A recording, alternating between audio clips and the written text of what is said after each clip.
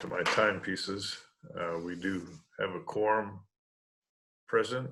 However, we're still missing Councilmember Jameson from what I can see.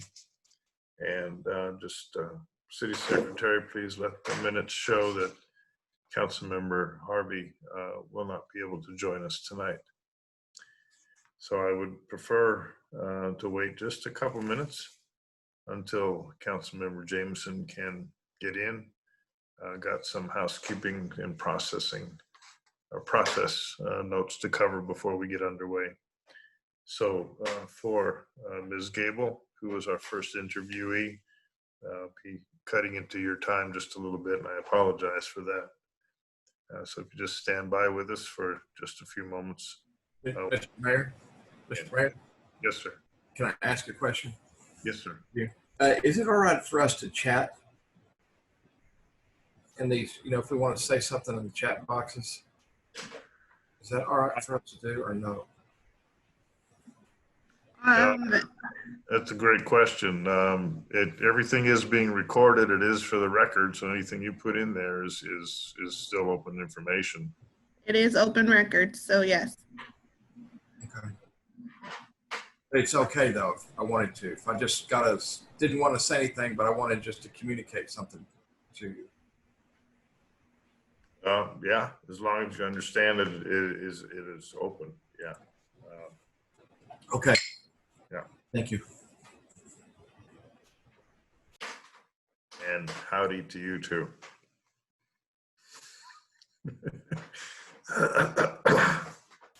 And we kind of missed you last night. Well, not really. Don did a good job. Well, I know Don can do an excellent job. In fact, I will be leaving shortly myself. Don's going to have it again tonight. I'm going to cover that in just a moment. Okay. I see Ms. Jameson is coming online.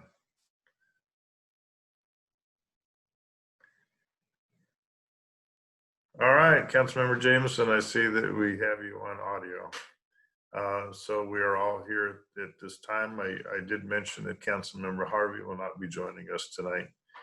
So I'm officially calling to order our special meeting at 6:03 p.m. And this is a special meeting for the interviews of board and commission interviewees, applicants.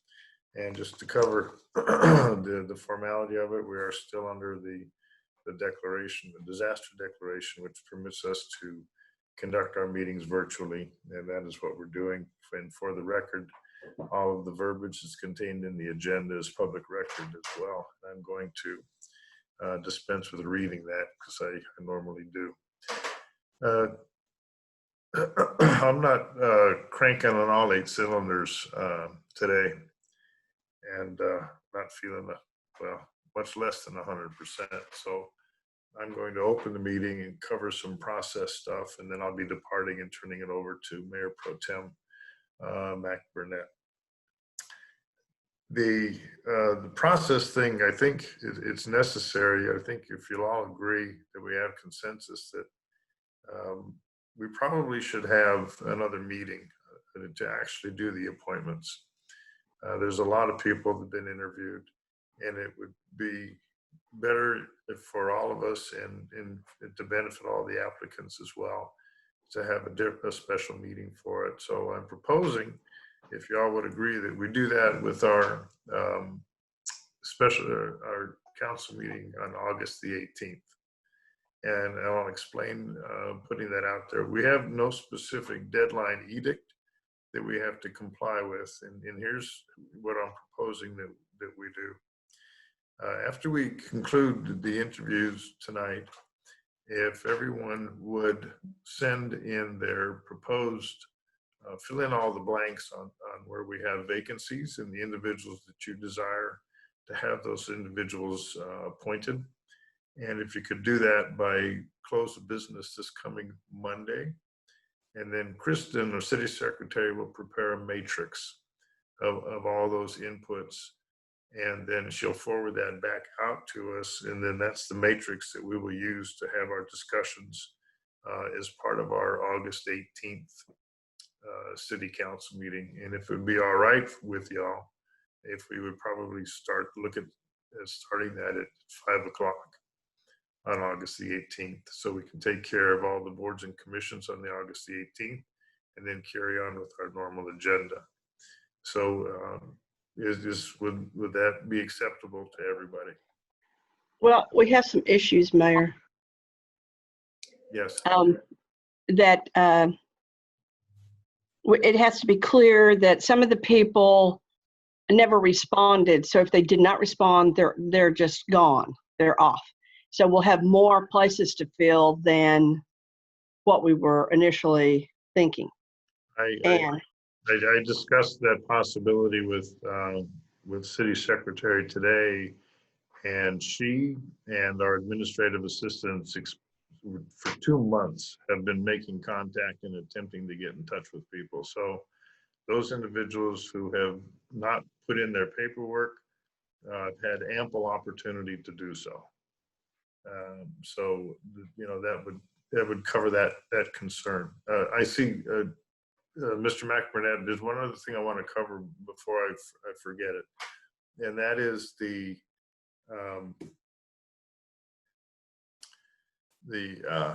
in the application, it does say that individuals cannot have any monies owed to the city. And in some cases, we're not going to address those individually, but in some cases, some of our applicants do have some monies that are owed to the city. So probably what the best thing to do is, once we submit our list of those individuals, we would prefer to fill the vacancies on the boards and commissions. If any of those individuals have outstanding monies owed to the city, our city secretary will contact them individually to find out what the circumstances are. Normally, we wouldn't bother with that, but the possibility that some of these monies owed are as a result of COVID-19. And so she will address those with those individuals, let us know the outcomes and the results. And that's some of the things that we can discuss on the 18th. And we'll just find out, and they may be able to resolve those things after we find out what Kristen finds out and lets us know about those monies owed. So another thing is that I had Kristen contact our city attorney to find out if it was possible to discuss that particular issue in executive session, because the statutes are very clear on what can and cannot be discussed in executive session. And the answer is, while it is personal information in terms of those monies owed, these statutes do not permit that to be a topic of executive session. So if it comes up, that will be for information for open discussion. But as I said, it gives an opportunity for Kristen to get in touch with individuals that may be affected by our decisions, and we can get some of that stuff resolved. So it's a little complicated, but it would best serve us and those individuals. So Don, you had your hand up. You need to say something there. Thank you, Mayor. It looked like that we had kind of an concurrent that we would like to schedule another meeting. I'd almost like to propose that we don't schedule the meeting on top of our council meeting. I'd like to say that we have it like the Tuesday the 11th or something. I'm okay with that too. That's why I said 5 o'clock, and I know we're a good group for discussing, and probably an hour to take care of it. I think you're right, Don. We probably need more than just an hour before we get into our regular briefing. So if everybody's agreeable with what Don is saying, we'll just ask Kristen to put, what is it, Don? You said the 11th, be a special meeting. That's a Tuesday, but I mean, we can check calendar, whatever needs to be done. Okay. The calendar is free on the 11th. Okay, so there's, just some. And I think you ought to make it clear that executive session is economic development, Board of Adjustments, P&Z, and TIF. Right, and So that's on the agendas, and thank you for bringing that up, Councilmember Jameson, because it is part of the agenda. And I was going to. yeah, most of you. Yeah, I was going to say that we should dispense with tonight's agenda where it shows executive session because we're not even going there. But the executive session does specify which boards and commissions should be discussed in executive session, as Councilmember Jameson said. It's, yeah, P&Z, Board of Adjustment, EDC, and the TIF. So on the 11th, we will have an executive session for sure for those four commissions slash boards. Yeah, Mark? Yeah, let's go back just a second.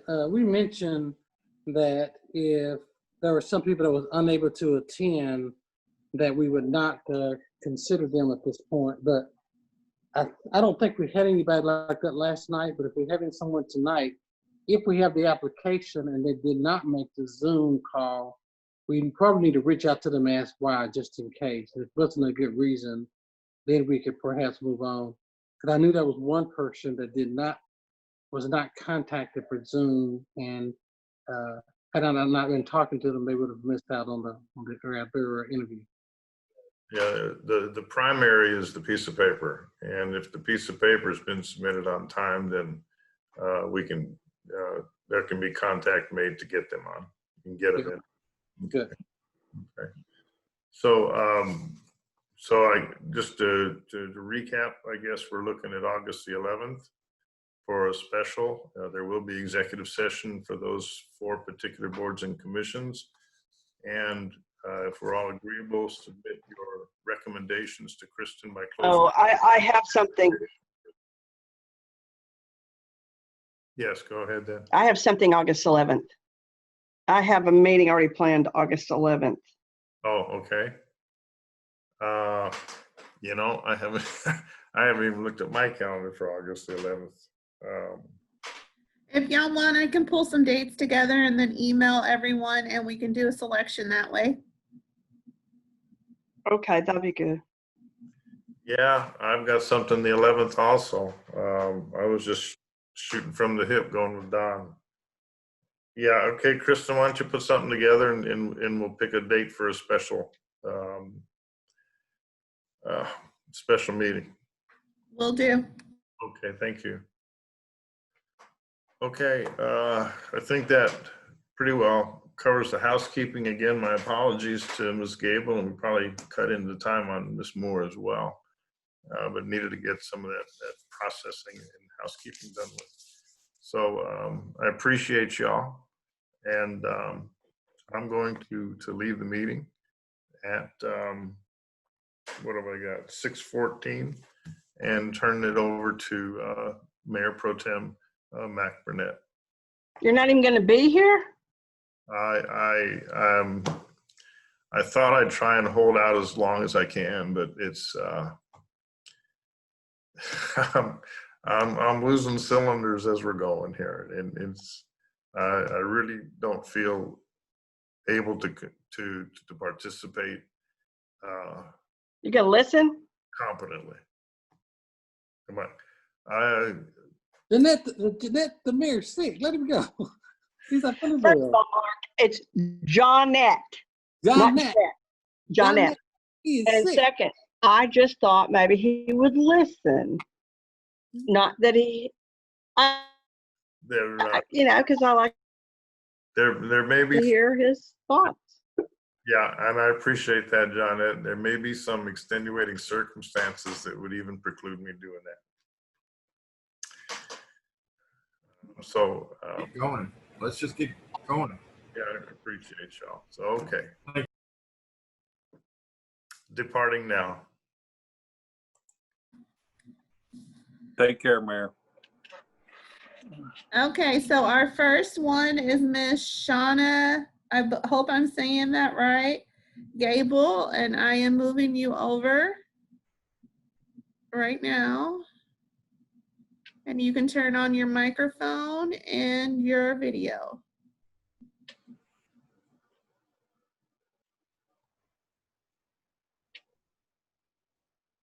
Unmute. Okay. No, you hear you. Hello, You Miss can- Gay. Okay. So very quick on the introductions. If you're looking at the screen, we have District 1 Councilperson Joe Veracruz, District 4 Councilperson Mark Cooks, District 3 Council Member Monty Anderson, and District 5 Council Member Johnette Jameson. And I'm Don McBurnett, District 2. So thank you for being with us tonight. We apologize for the delay. But if you just take a little bit of time and tell us about yourself. Okay. Well, first of all, it's good to meet all of you, and I appreciate you guys leading our city. So I have been acquainted with Duncanville for about 6 years because my husband and I found Batzion Messianic Congregation on Cedar Ridge about 6 years ago, and we've been there faithful members ever since. So we were living in Arlington. We've lived in Arlington for 15 years, the course of our marriage. And then just this January, we moved to Duncanville. So I'm, a 6-month member of Duncanville, resident of Duncanville, but I have had a lot of, I've been a frequent visitor because we have friends here, because our congregation's here. So I've been to the shops and the restaurants, and I'm very pleased to be finally an actual resident, because I like how Duncanville is quite a bit smaller than Arlington, and we're actually first-time home buyers, so this is where we're putting down our roots. So I'm really excited about getting involved in the community and doing whatever I can to help out, because this is where we're going to raise our kids. We have 4 kids. We have 10, 8, 5, and 5. The youngest one is our foster son. I think we're going to adopt this year if the case goes, the way that we expect it to.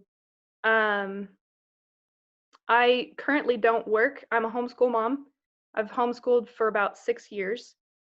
But, before that, before kids, I was a medical transcriptionist and a catering coordinator in Arlington.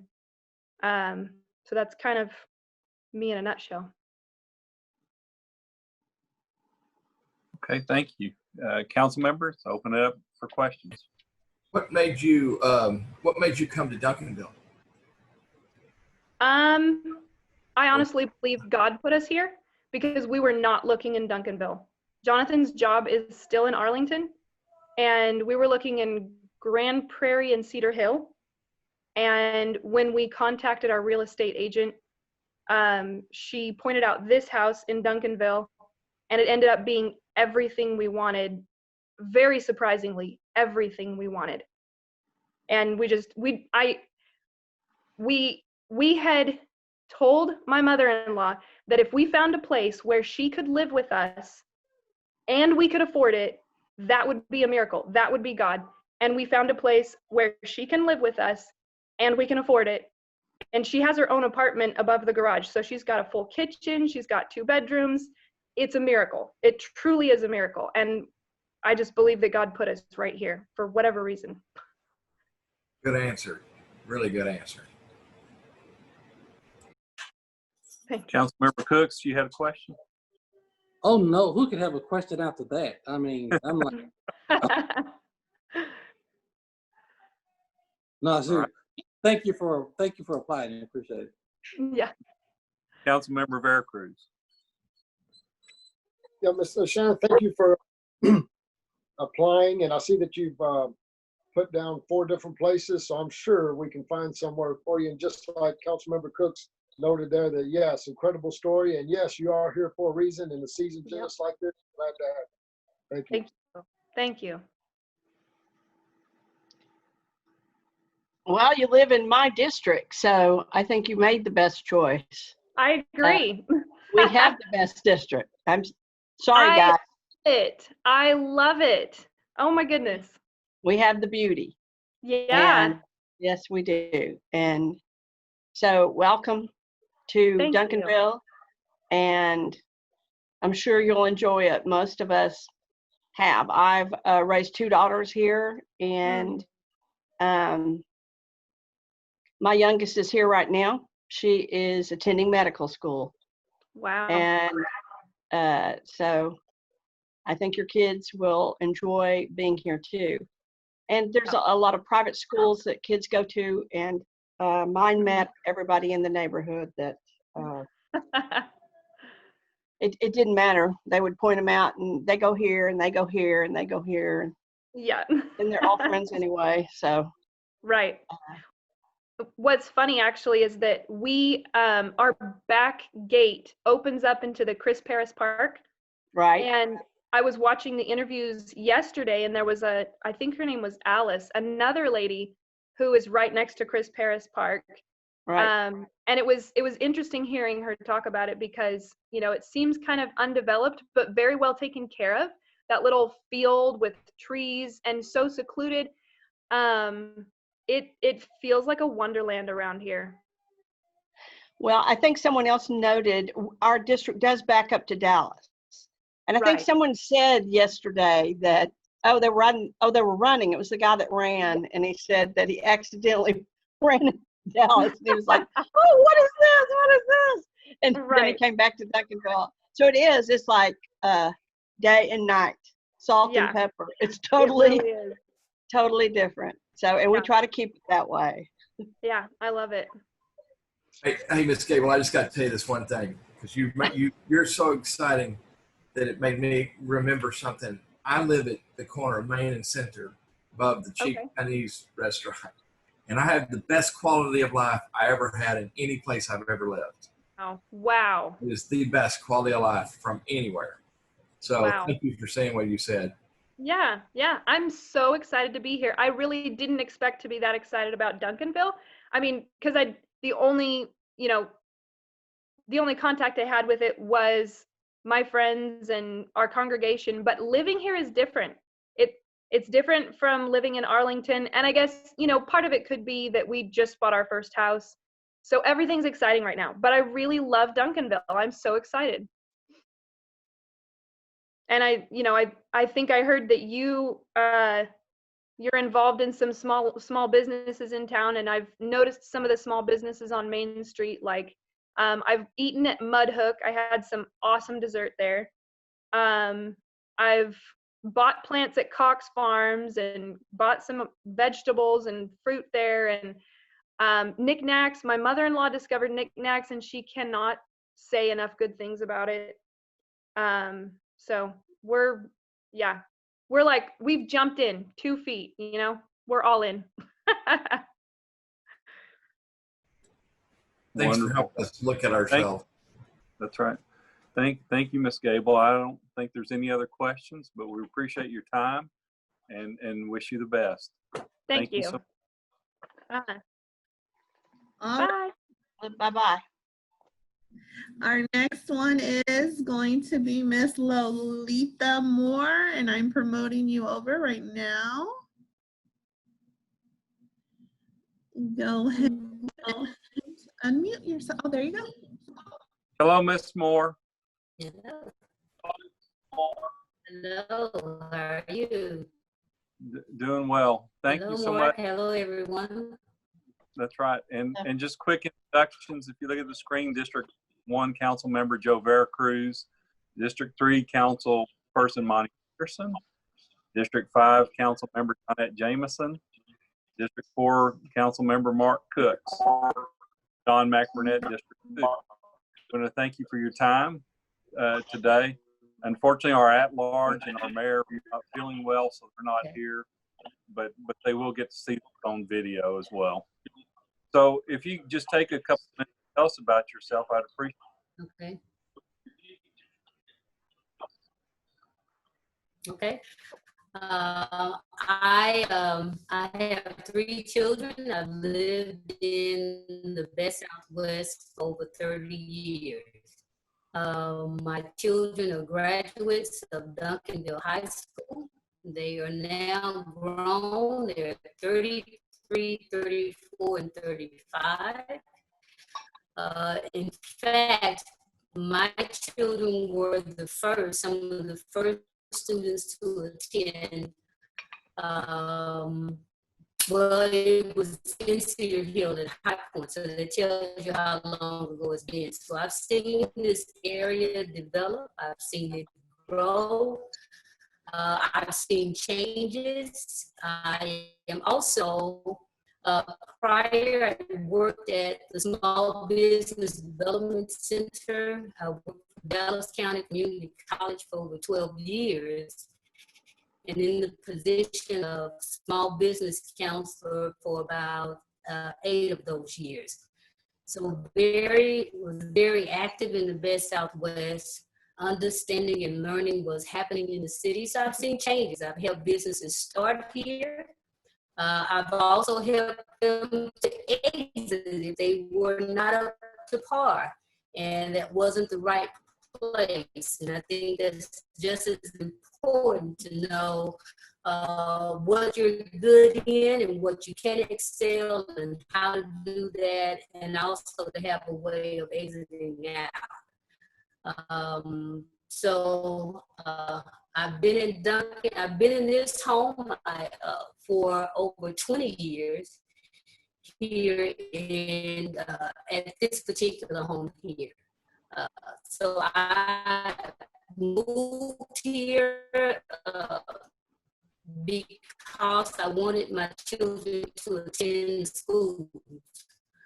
At the time, we had just, I was moving back from Oklahoma and wanted to pick an area in the Best Southwest that I felt like my children would get a great education, and Duncanville was that place.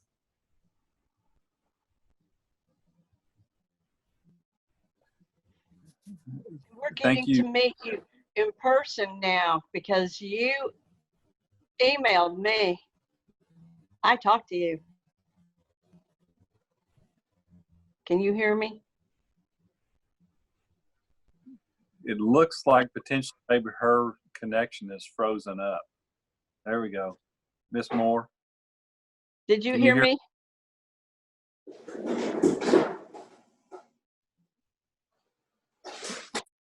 Miss Moore, can you I hear don't us know okay? if someone is speaking because I can't hear anyone.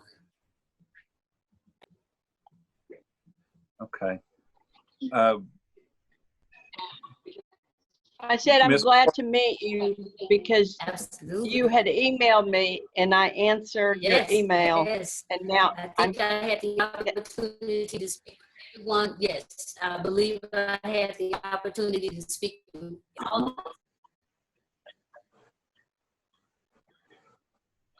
Yes. I remember you.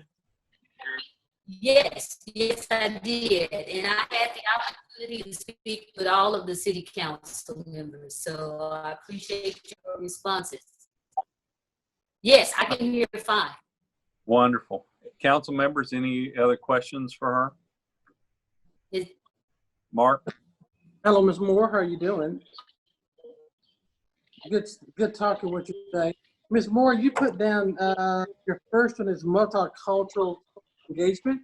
Oh, can you tell us yes, why? it's a pleasure to meet everyone. I spoke with everyone on the city council, and I appreciate all of your responses. Thank you very much. Okay. Tell us about the Great. tell us about the first selection you made here about the multicultural opportunities you'd like to be a part I of. can't hear, so I don't know. Can you hear me okay now? Is that better? Hello, Mark. I'm doing well. Yes. Is that better? Tell me about the selection you made, about the board you'd like to be on. Yes. Well, I think I don't think you can have a great country, a great city, a great state without having people that live in that country, in that city, in that state.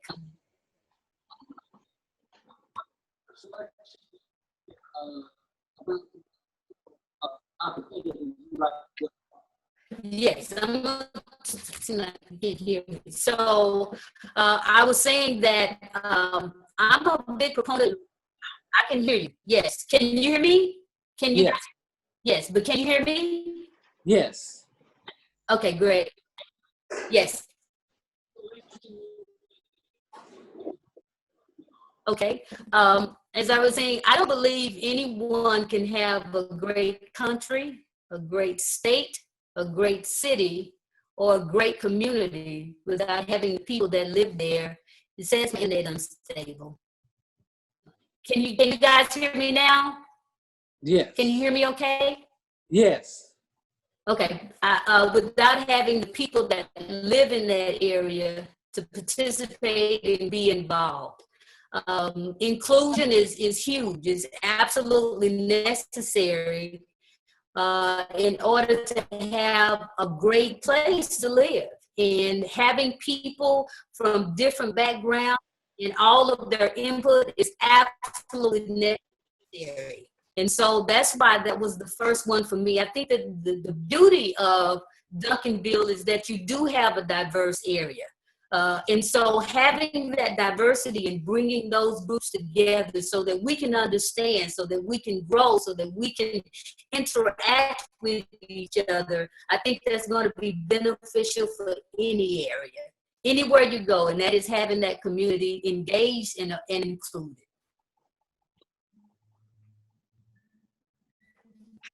Thank you very much. That's all I had, Don. Thank you, Councilman Cooks. Any other questions? I'm Ms. sorry, Moore, Mayor Pro Tem, I couldn't hear very good, so no disrespect, but you'll have to catch me. I think I got the gist of it. But. Right. I can't I hear did you. make a notation down here that the connection was spotty, and I think I've got some of the gist of it as well, Monty, and I hope everybody else did. But I did make a note that, and was maybe even going to suggest that we try this another time. But if we feel like we've got what we need, then I'd suggest forward. Ms. Moore, have any final comments? Okay.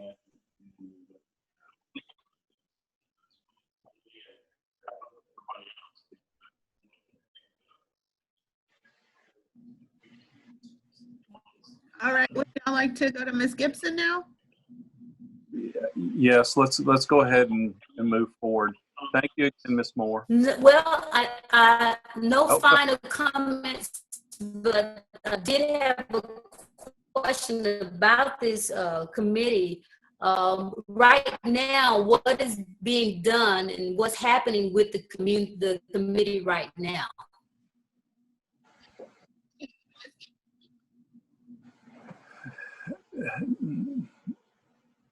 Does anybody want to care to comment on that? Mark?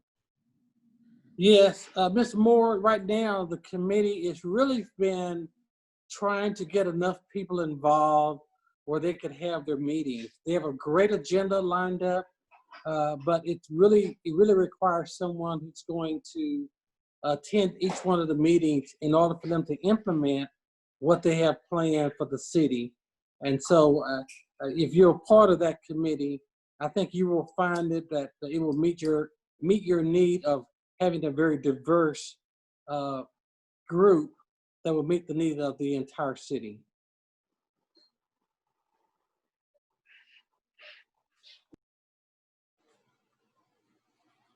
Okay. Thank you for sharing that, Mark. Go ahead and move forward. And there we have Ms. Gibson, right? Hi, everybody. Hello, Ms. Gibson. How are you? The mayor is not feeling well. He's not with us tonight, nor at-large council person. In the first window, you'll see Councilman Veracruz in District 1 and the Councilmember Johnette Jameson, District 5, and Mark Cooks, Councilman Mark Cooks, District 4, and Councilmember Monty Anderson, District 3, and I'm Don McBurnett, District 2, and Mayor Pro Tem. So if you just take a few minutes to tell us about yourself and why you applied. Okay, so my name is Yashika Gibson. I've been living in Duncanville for 19 years, and my husband and I are raising our 3 kids here. We have 2 at the high school and 1 at one of the middle schools here in the district. In addition to that, I am an assistant principal myself in Dallas ISD. I'm a country girl. I grew up in Texarkana, Arkansas, and I made my way to the big city of Dallas only to find my niche again in Duncanville. I'm a small town girl, and I'd say Duncanville fits the bill.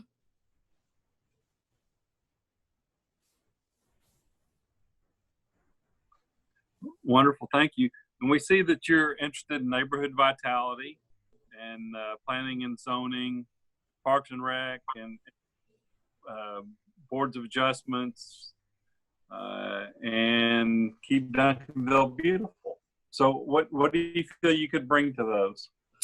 Well, I would say, well, the primary interest is in neighborhood vitality, but I was on the application, I was following the directions and ranked them as asked. So I think that I bring a lot of energy and enthusiasm, and I also bring perspective. So we've been here for 18 years. This will be my first year actually being active as like part of a commission or board.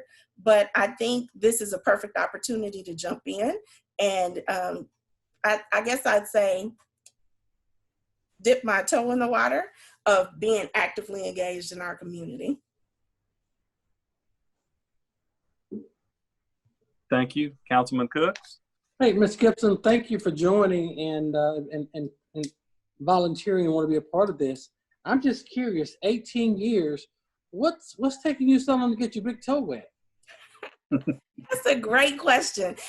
So when we moved here, we were already having our first baby coming.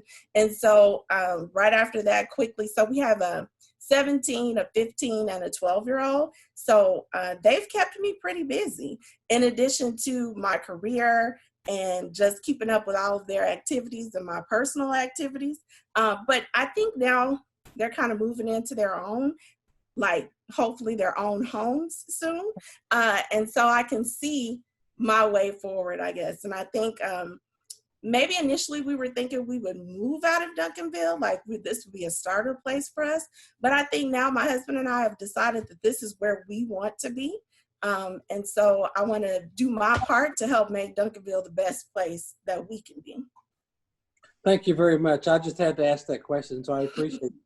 Hey, You're welcome. What school are you assistant principal in Dallas? Richard Lego Elementary. It's actually located in Box Springs, but it's in Dallas ISD. Okay, great. Thank you. Mm-hmm.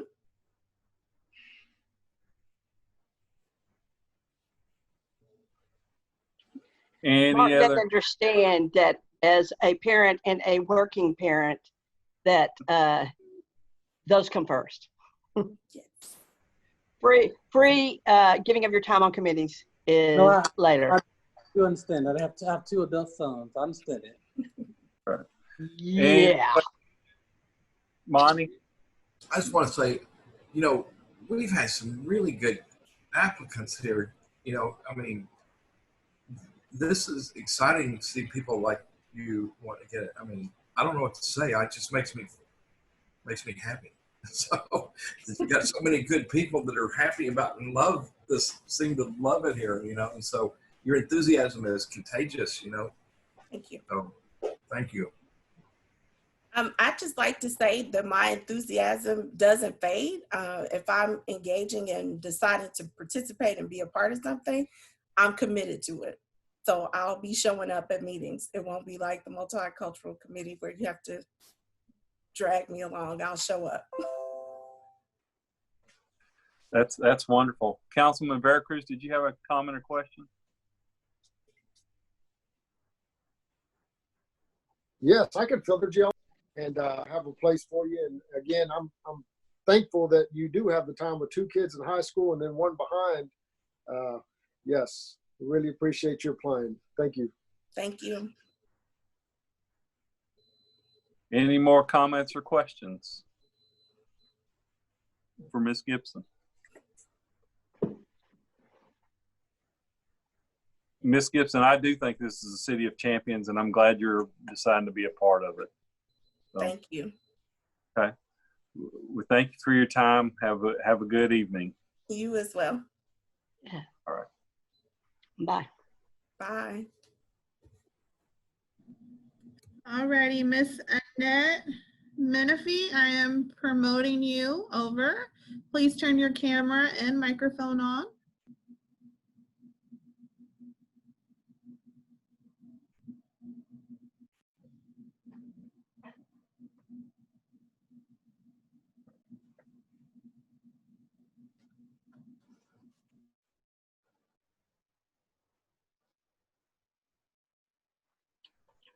There she is. Okay. All right, here I am. Hello, Miss Menifee. Welcome. We appreciate you with us. We'll do some quick introductions. In the first window, you can see District 1 Council Member Joe Veracruz. Uh-huh. Give her a wave, Joe. And then you can see Council Member Johnette Jameson in District 5. Okay. And Council Member Mark Cooks, District 4. And Council Member Monty Anderson, District 3. And I'm Don McBurnett, District 2, and Mayor Pro Tem. So if you just take a little time and tell us about yourself and why you're interested in being on our committees. Okay. On July the 4th, 2015, my husband and I moved to Duncanville from Southern California, Apple Valley, California. We decided we wanted to retire. We looked for a really nice place to move to in the South, Texas. I have lived here in Texas before. I lived in Houston, and we came back this way. I had some family here, and we're here, and I just love it here. I retired from the Los Angeles County Department of Children and Family Services, where I was a social worker, and that was quite a job, and I needed a rest, so we moved, and I was only here about 6 months before I decided that retirement wasn't really for me. And so I started work at the Salvation Army in Fort Worth, the Mabee Center, running a program for homeless veterans, finding them homes. And I did that for a while until COVID ran me out. And here I am now, and I saw the announcement in my water bill. And I said, oh, wow, what a wonderful opportunity, because I've always wanted to do something like this. And so here I am.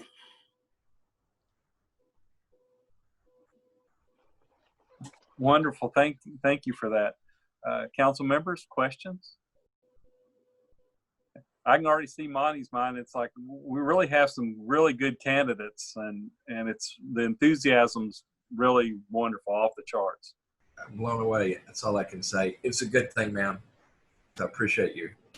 Thank you. I also like to join in and say welcome. We're glad you're here in Duncanville. Thank you. I love it here. This is really nice. All right.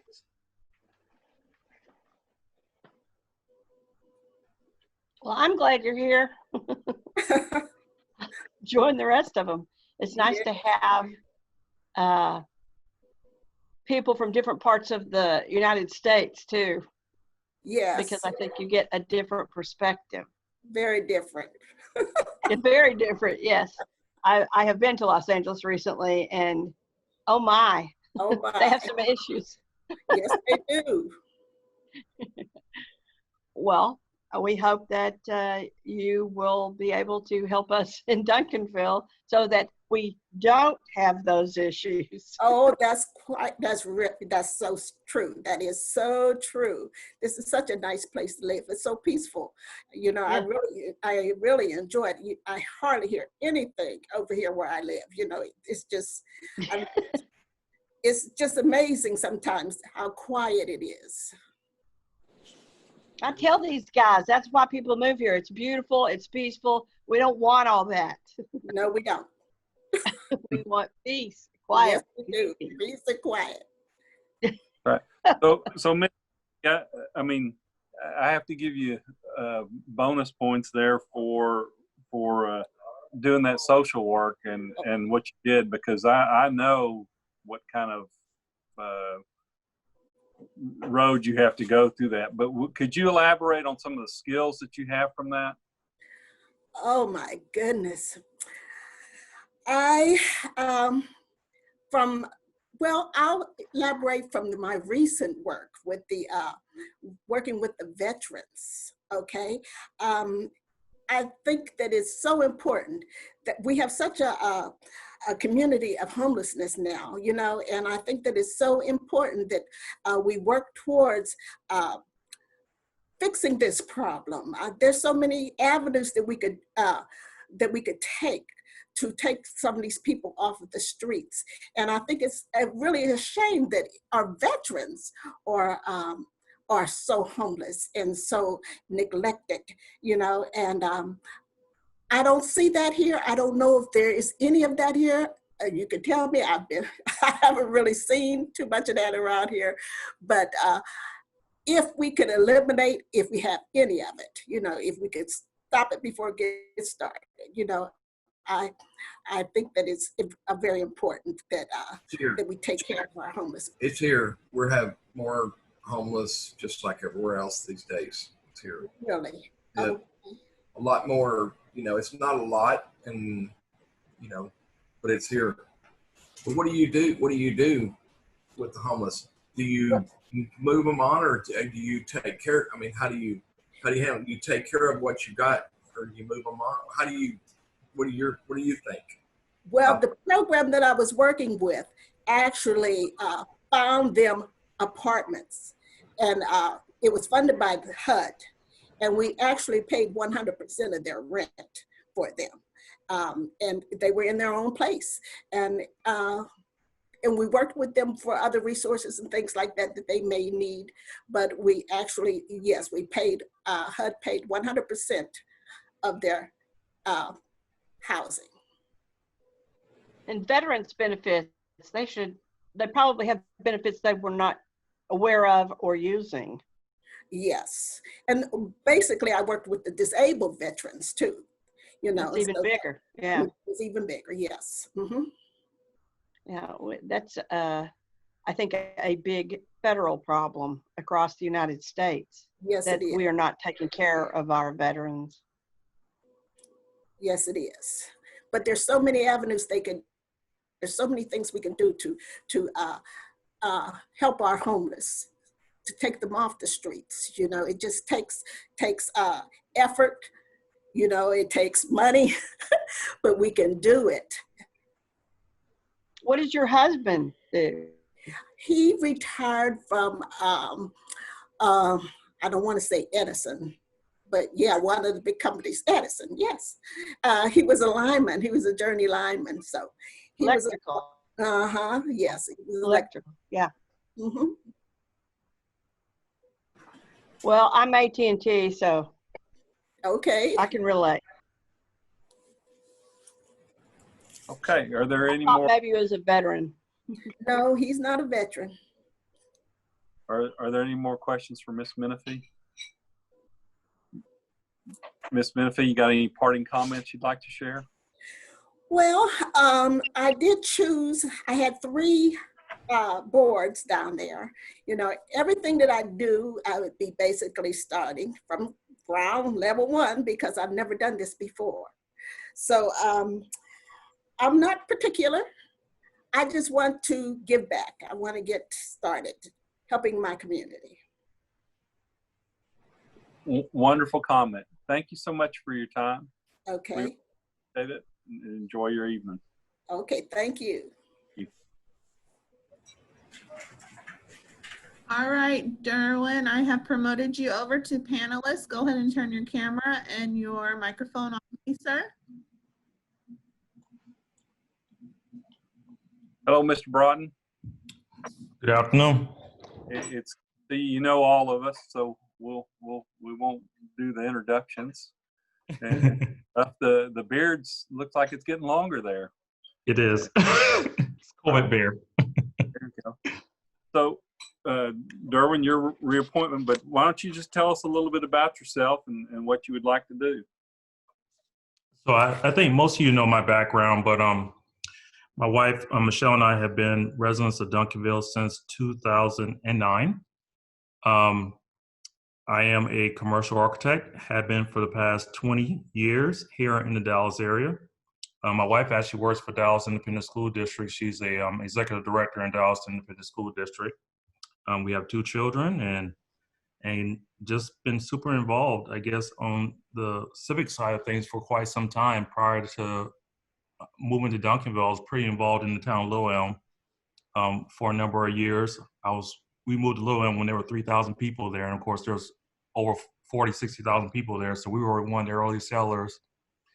But just love serving, like giving back, and just bringing our talents to the table to be able to help move forward the ideas and concepts of our city. Okay, thank you. Council members, questions for Mr. Broughton? Mr. Veracruz? Reapplying, and again, we're in a particular time where we're going to need some dedicated, motivated folks like yourself, very knowledgeable and a good foundation. So, sir, I just want to say thank you for reapplying. Well, thank you.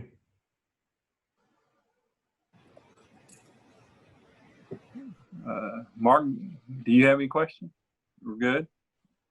No, I think I know that young man enough. I know. I mean, if we don't know him by now, you know, it's like. Right. Derwin, I just have a quick question. Where would you like to see the economic board go and further? You know, we're at a sort of a pivotal moment in the city of Duncanville, in which, you know, I think we got an aging population. We really need to look towards attracting younger families to the community, and that is primarily driven by, you know, quality of life, connectivity. There's a variety of different things that we need to address that we don't necessarily have in the city right now that I think we can address. And so it's looking forward, and it's not just looking forward to next year, but it's looking forward to the next 10, 20 years. And each step that we take is pretty strategic in being competitive. And that, I mean, it's just a variety of different things we have to address. I mean, I think the city is great where it is, but we can be so much more. So that was kind of a global answer. You know what? But you know, I do have a question. Not really a question, just to kind of get your feedback on this. So you say we're looking for young people to move into the city? Young I mean, families? yeah, if you look at sort of demographics and sort of historical information, a lot of our younger families, you know, our teens, they're moving away and they're not coming back to the city. And so we want to definitely retain some of that talent within the city, but we also want to attract younger families as well, especially some of this disposable income that's floating around. Of course, that helps our tax base, but really attracting, you know, younger families, I think is critical just for the vibrancy of the city. So when you think about that, and you think about economic development, think about you have a aging and retirement in a retirement community, yeah, and a young family. How do you blend that in back at economic development? Because one group want one thing, the other group wants something else. How do you think we can make that work from an EDC standpoint? I mean, there's kind of both. Yeah, no, it's a delicate balance. We can't just address those two demographics. We got to address all, because we want a diverse city with diverse people, diverse demographics, diverse ages. I mean, that's really what makes a great city, and just having the amenities here to serve those families. So there's certain things that seniors and desire and need that we need to address and continue to address, and connectivity. So you know, one thing I want to talk about connectivity. So seniors, you know, get to the point to where they don't want to drive, and they need that connectivity to be able to get to the grocery store, to be able to get to see their friends, to be able to have a place to go hang out with other seniors and stay active. You know, recreational activities. Our families want the same thing. I mean, they want the amenities. in some of the things they're distinct in nature, but a lot of them are the same. Well, thank you. That's why I had that comment, because I just know that we just can't focus on one area, period. Yeah. Great blend. So thank you for sharing that.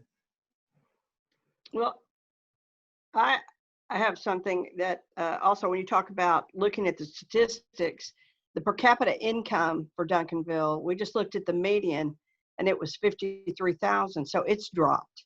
And so when we're attracting people, to me, you know, I would like to attract a group of people that were maybe educated, maybe a higher income, because I think a lot of times I know residents will come to me and say, you know, why don't we have a Whole Foods, or why don't we have thus and such? And part of the problem is we don't have the income here that those businesses want to support their endeavor. We have to have it. So what I had thought at one time, and still open to it, is that I would like to have seen one of the movie theaters that has the movies that are made from books, like in Mockingbird Station or Uptown, the Magnolia, those. And it seems to draw a younger, educated, higher income group. And we don't have one in this end of town. You have to go to Mockingbird before there is one, or I don't know if Arlington has one or not, but and we have several universities and colleges in the area. So I think we have the people that would go to it and support it if we could get one to come here. And then I think the businesses that would live around it, that would come here to be around it, like coffee shops, bookstores, whatever, that would support that sort of thing, might help us too. Because I agree with you, but it has to be, it's got to be more, you know, I've heard people talk about things for kids to do. Well, kids can find stuff to do. They can do it. What we've got to do is attract people to live here who participate in the economy. Yes, ma'am. Their kids come with them and they help build me. Just saying. Yes, ma'am. Most definitely. That's right. But I'm glad you're in my district, and we do our part to have a Any more questions? educated, successful part of the community. Any more questions or comments for Mr. Broughton? That would eliminate me, Johnette. I'm sorry. We're going to eliminate you. We'll find something for you to You do. said educated and successful. That would eliminate me. There are always exceptions to the rule. There we go. Well, Derwin, in wrapping up, I want to thank you for your time and what you've served, and appreciate the things, and appreciate anybody that's willing to volunteer as well. All right. Thank you very much. Thank you. Thank you all. All right. Thank you. Okay, our next one is Miss Robin Felder. She's supposed to be texting me because she's going to be in person, but I haven't received a text yet. So I see Miss Tammy Abney is in, so I was going to move her over and go look outside and see if Miss Felder is here. So Miss Tammy, if you would like to unmute yourself and your camera, you should be good to go.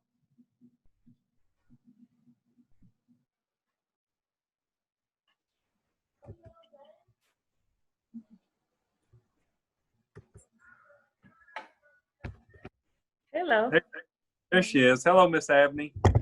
Well, y'all, We're glad you're early, so I had to run up. No, thank you Okay. for doing that. We appreciate that. I think you know everybody, but just real quick, District 1 Councilperson Joe Veracruz, District 5 Council Member Johnette Jameson, District 4 Council Member Mark Cooks, and District 3 Council Member Monty Anderson, and I'm Don McBurnett, District 2 Councilman and Mayor Pro Tem. Okay. Thank you again for serving, and just tell us what you want to do and tell us a little more about you. Well, I am Tammy Abney, and I'm happy or excited to serve in any role. I've served on several of the boards and commissions over the years, and looking to move into a different board if possible. If not, I'd stay on multicultural. You know, I know I'm real big kind of on like some succession planning, and I think that it's a good idea for the members of the council to consider just making sure that when you start moving people into boards, to make sure that individuals understand the culture of the city and the direction and how things operate. And so my experience has been that, sometimes when you get on a board, you kind of have some ideas, or people have ideas of kind of the direction you want to go, which is great, but you also have to kind of consider the culture of the city and know how the city actually works, because you just can't jump in and do, some things. Although the ideas are good, you just have to kind of figure out a way to channel it in a way that works within the culture of the city. Why are you smiling, Monty Anderson? It's everything you said. I just had to learn the hard way. I was wondering how you were doing. I asked somebody how. I'm better, Tammy. You're better. That's good. Well, I mean, and it's okay, but I also, love Duncanville, and we have a great thing going, and people have to kind of understand, you have to respect the culture, but you also have to start at some point passing some of the knowledge down, or else you kind of lose some of that. I had the privilege of, it made meetings long, but I was on the Sports Legacy Commission with Grady Smithy, and everything, Lord. He knew everything about everything. And everything stop right there. Whatever you want, we're gonna give it to you. Everything was a story. You just got but y'all, he was so great because he had so much knowledge. And then, so I was talking to Curtis D. McCowan, just kind of like off something, because she knows everything. And she said, well, Tammy, he's the expert. It was something with transportation and something coming through. And she was like, well, he has some of the background knowledge. And sometimes without the background knowledge, you're not able to really make a good decision or know why things are being made. So I've appreciated the opportunity to serve with Charlie Mae Smith. Y'all remember Charlie Mae? People like that who would call you on the phone and say, get down here to this meeting. And I'm like, well, I had 3 kids at the time, I have 5 now, but she was like, no, you just get down here and learn and just listen. So, and Johnette will let you know, what you need to do, give it to you straight. So, I appreciate what you all do. I know it's hard and I'm willing to serve, but I do think you need to, we need to consider, when you start looking at some of the decision-making boards, some of those, just making sure that people are able to understand the roles and responsibilities, able to process that and execute in the direction that the city wants to go.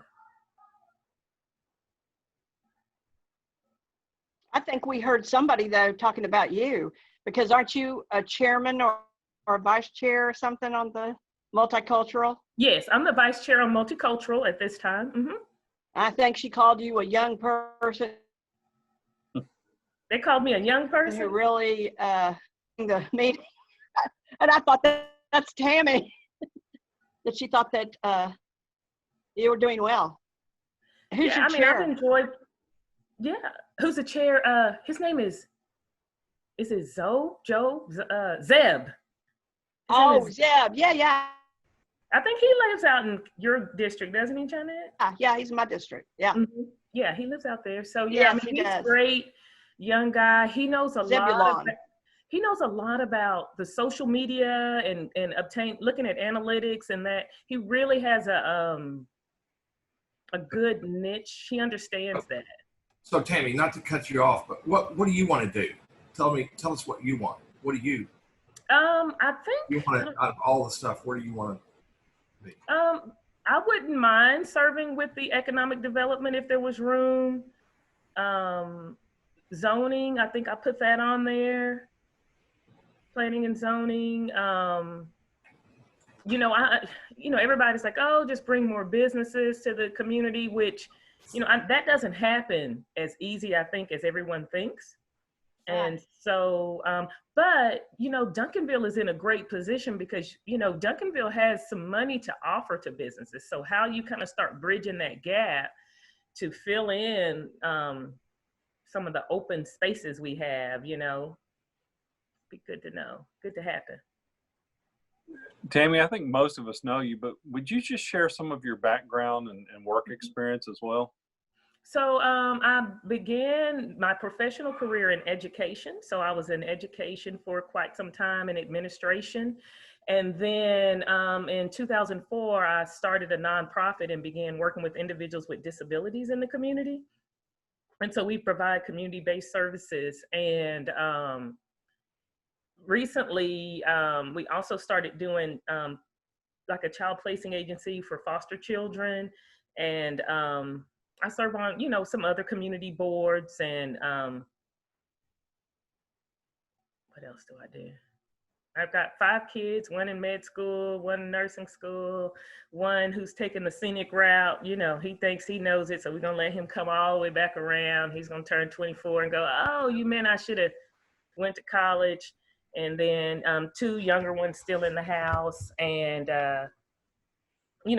hit by COVID like everybody else. My husband worked in food catering. And so that, people aren't gathering 100 people together anymore. They're not doing that kind of stuff. So you're a commercial property owner too in town, right? I own commercial property in town over on Cedar Ridge, and also residential. I have a couple rental properties in Duncanville. So, Duncanville we really hold all the cards. We hold some strong cards. We're in a strategic place, easy access to some major thoroughfares. And that's why I like living there. You can't beat it. Best donuts in town on Cedar Ridge. In the county, that place. We call those cracked donuts. They're still open. There would be a line sometimes when I pass by there. So, I recently went back to school and got a master's in counseling.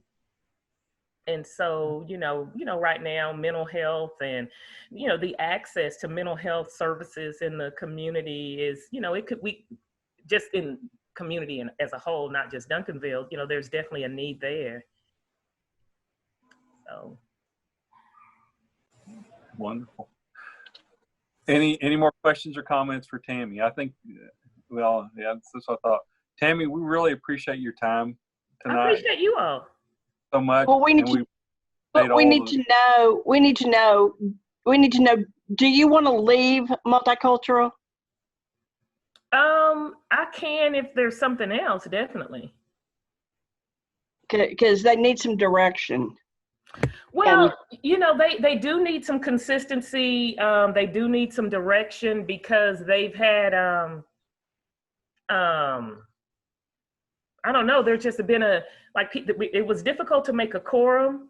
And so I stopped missing my kids' games to be there because it wouldn't make a quorum. So you kind of have to decide, is that something that the city wants? I guess you guys have, as a council, have to decide. I know they sat down and re-looked at all the boards and when they developed those new ones, and some were sunset, some kept going, some were merged. And so you guys have to decide, is that something that you really want?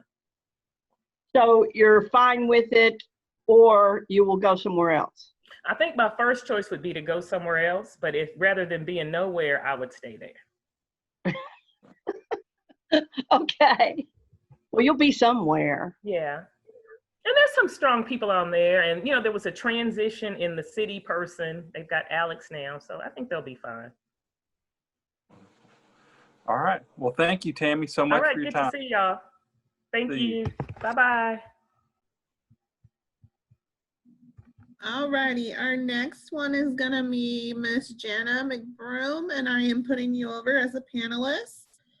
Please turn on your microphone and your camera.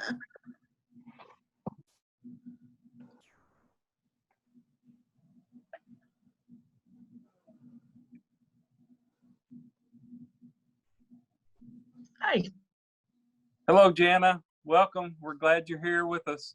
thank you. Glad to be here. Everybody. I think you've seen us all at one point in time. Yeah. We know that you're up for reappointment. So tell us a little bit more about yourself and what you would like to see. Well, I am a Southern Dallas County girl, moved here in 1970, went to DeSoto High School, graduated in 75, and I've been in Duncanville for 28 years. So, you know, I know this part of town, and it's my preference to be in this part of town. My kids live in Allen. I don't want to go up there. I like Duncanville. I like Southern Dallas County. So I'm enjoying the Planning and Zoning Commission. I feel like I'm really just getting into it, even though I've been there for 2 years, because we haven't had that many meetings, and we're in the middle of redoing the zoning, and you know, I'd like to stay with that. So that's all I know. All right, good. Joe, did you have a question or comment? Yes, I just want to say to Ms. McBroom, thank you for wanting to reapply. And as I've told other folks this evening, that I'm glad you're here with us. You're in the fight with us, and we can certainly use you. So I appreciate you. Thank you. Any other questions from the council members? Yeah, I'm sorry. My connection keeps going in and out, so I didn't hear most of it. But I would like to say hello, and this is my district person, and yes, so I appreciate your service. Thank you. And you and putting in, and I would just draw your attention to how beautiful, the beautiful best district in the city of Duncanville with the lovely trees and plants. And the hills, and yeah, it's the best neighborhood. We can see them behind you. It just said my internet connection is unstable, so. Oh, I'm sorry, Jen. I'm at the lake. I'm not at home, so. So, Jan, I was wondering if you could share with us and just the general public a little more of your background. I was a legal secretary for about nearly 30 years. I worked here in Duncanville for a while with Jack Shesky and Marilyn Blethen. I worked with them for about 9 years, I think, from well, most of the 90s, I guess. And before that, I worked for the Dallas Convention and Visitors Bureau for 10 years in the visitor information area. So, and I've been retired now a little over a year.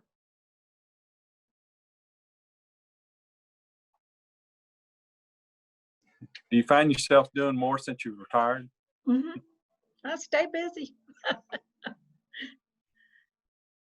I'm in a lot of organizations. I'm in the ESA, the sorority here in Duncanville. I am on the board of the Dog Training Club of Dallas County and on the planning and zoning. So I like to be involved.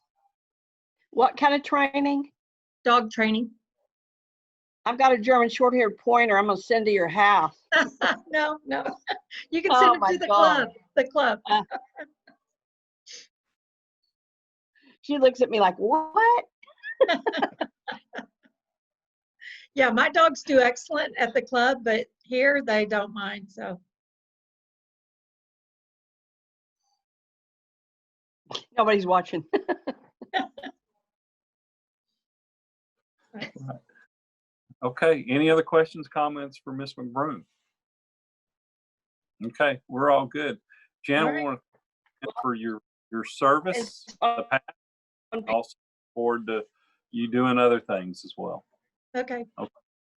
Thank you so much. thank you.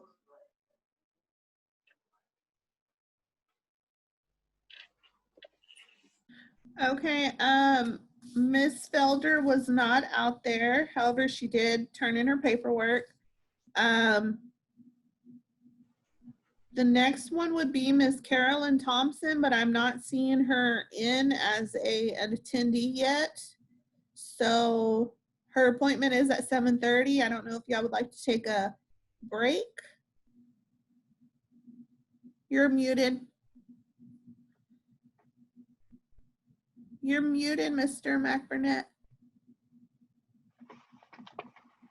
Thank you. I was going to go ahead and set the break because we've gotten a little ahead of our schedule. So we take a 10-minute break. Will that work for everybody?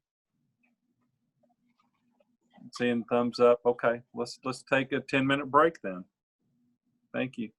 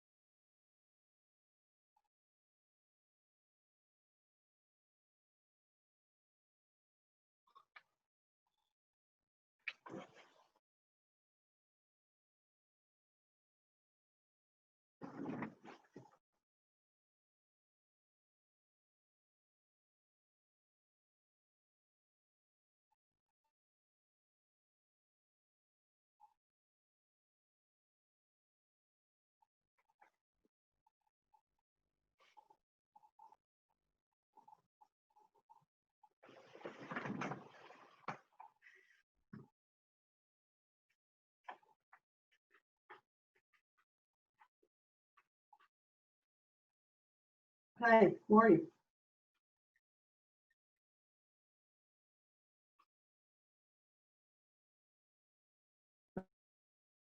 Oh, okay, just asking. Did a 10-minute break? Well, he's up, I don't know.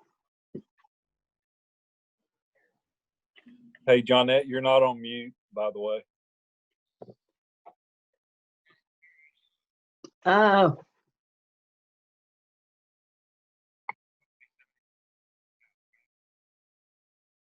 Yeah.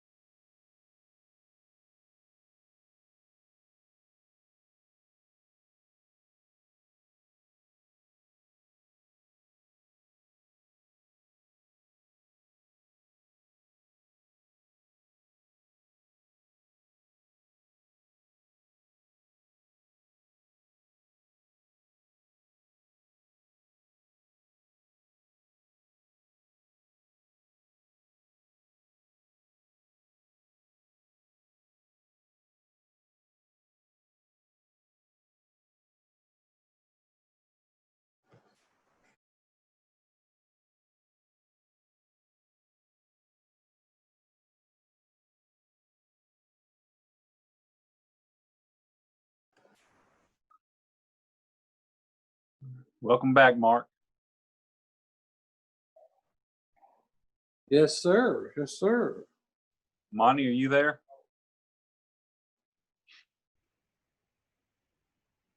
Okay. Johnette, are you there?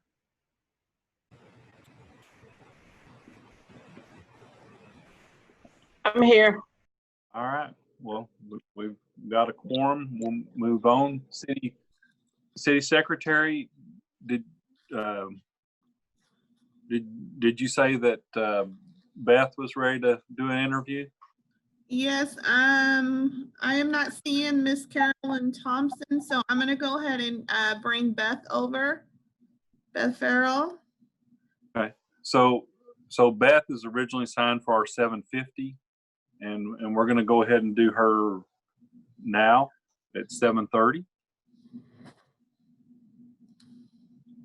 Yes, and Miss Sylvia, we will do you next, just FYI.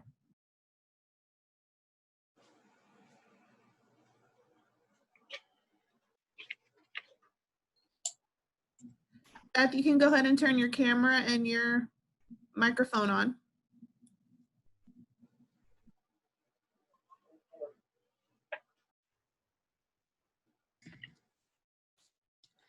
Well, okay, it's my first Zoom, so I'm not sure.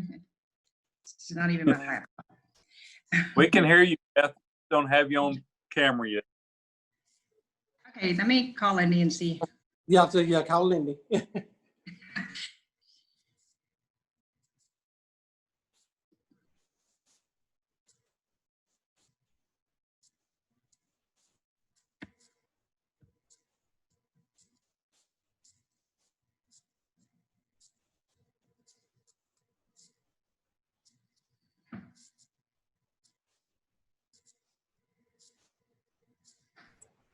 I have a big old cat sitting right up here.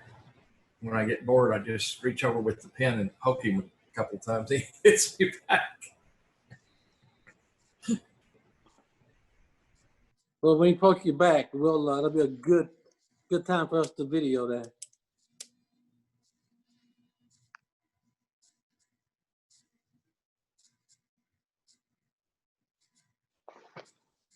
Lindy, how do I turn the camera on?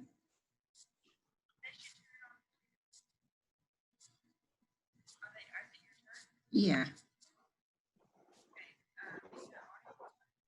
Yeah, I can hear them, and they can hear me.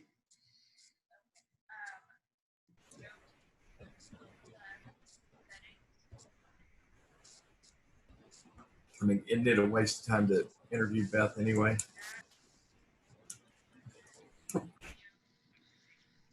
I'm just, oh. Yeah.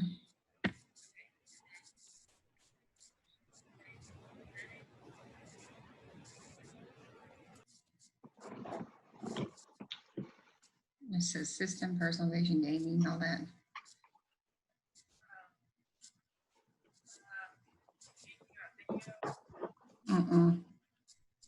I guess if y'all want to go ahead and interview her, since we all have met her, y'all can start that process. I know what I need to know. It's not there.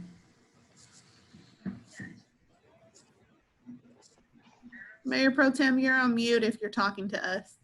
We're gonna go ahead and it's not here. Hear us? I gotta go by. Yes, I can hear you. Okay. Well, we'll just go ahead and get started. I mean, we like seeing you, but, Well, thank we you. don't. You know, everybody, the mayor's not feeling well, and Patrick Harvey's unavailable tonight as well. So we do have Councilmember Vera Cruz, Councilmember Cooks, Councilmember Anderson, and Councilmember Jameson with us. So just real quickly, you want to tell us a little more of what you'd like to do and see, and just a little more about yourself as well? Well, I'm Beth Farrell. I've been on the park board for 2 years. I think we've had a really productive, good 2 years with this park board. We seem to have gotten a lot of things done. So it's my first time to serve on a board like that, but it seems like we had a lot of projects and saw a lot of successes. And then there's still things in the works like Kidsville and the splash pad and those projects that are still need to be finished. And of course, the bike lanes and getting those projects going. So I would like to see the park board and department continue in the vein it's going. All the parks are starting to look so much better. We got the lakeside, and then the concession stands are almost finalized, or maybe already finalized at Harrington.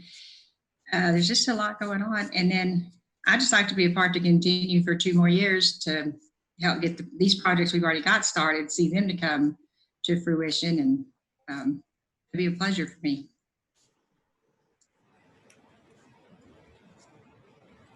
Got to get those bike lanes done before you go anywhere. Just get all those bike lanes. I hope so. That's right. Council members, any questions of Beth?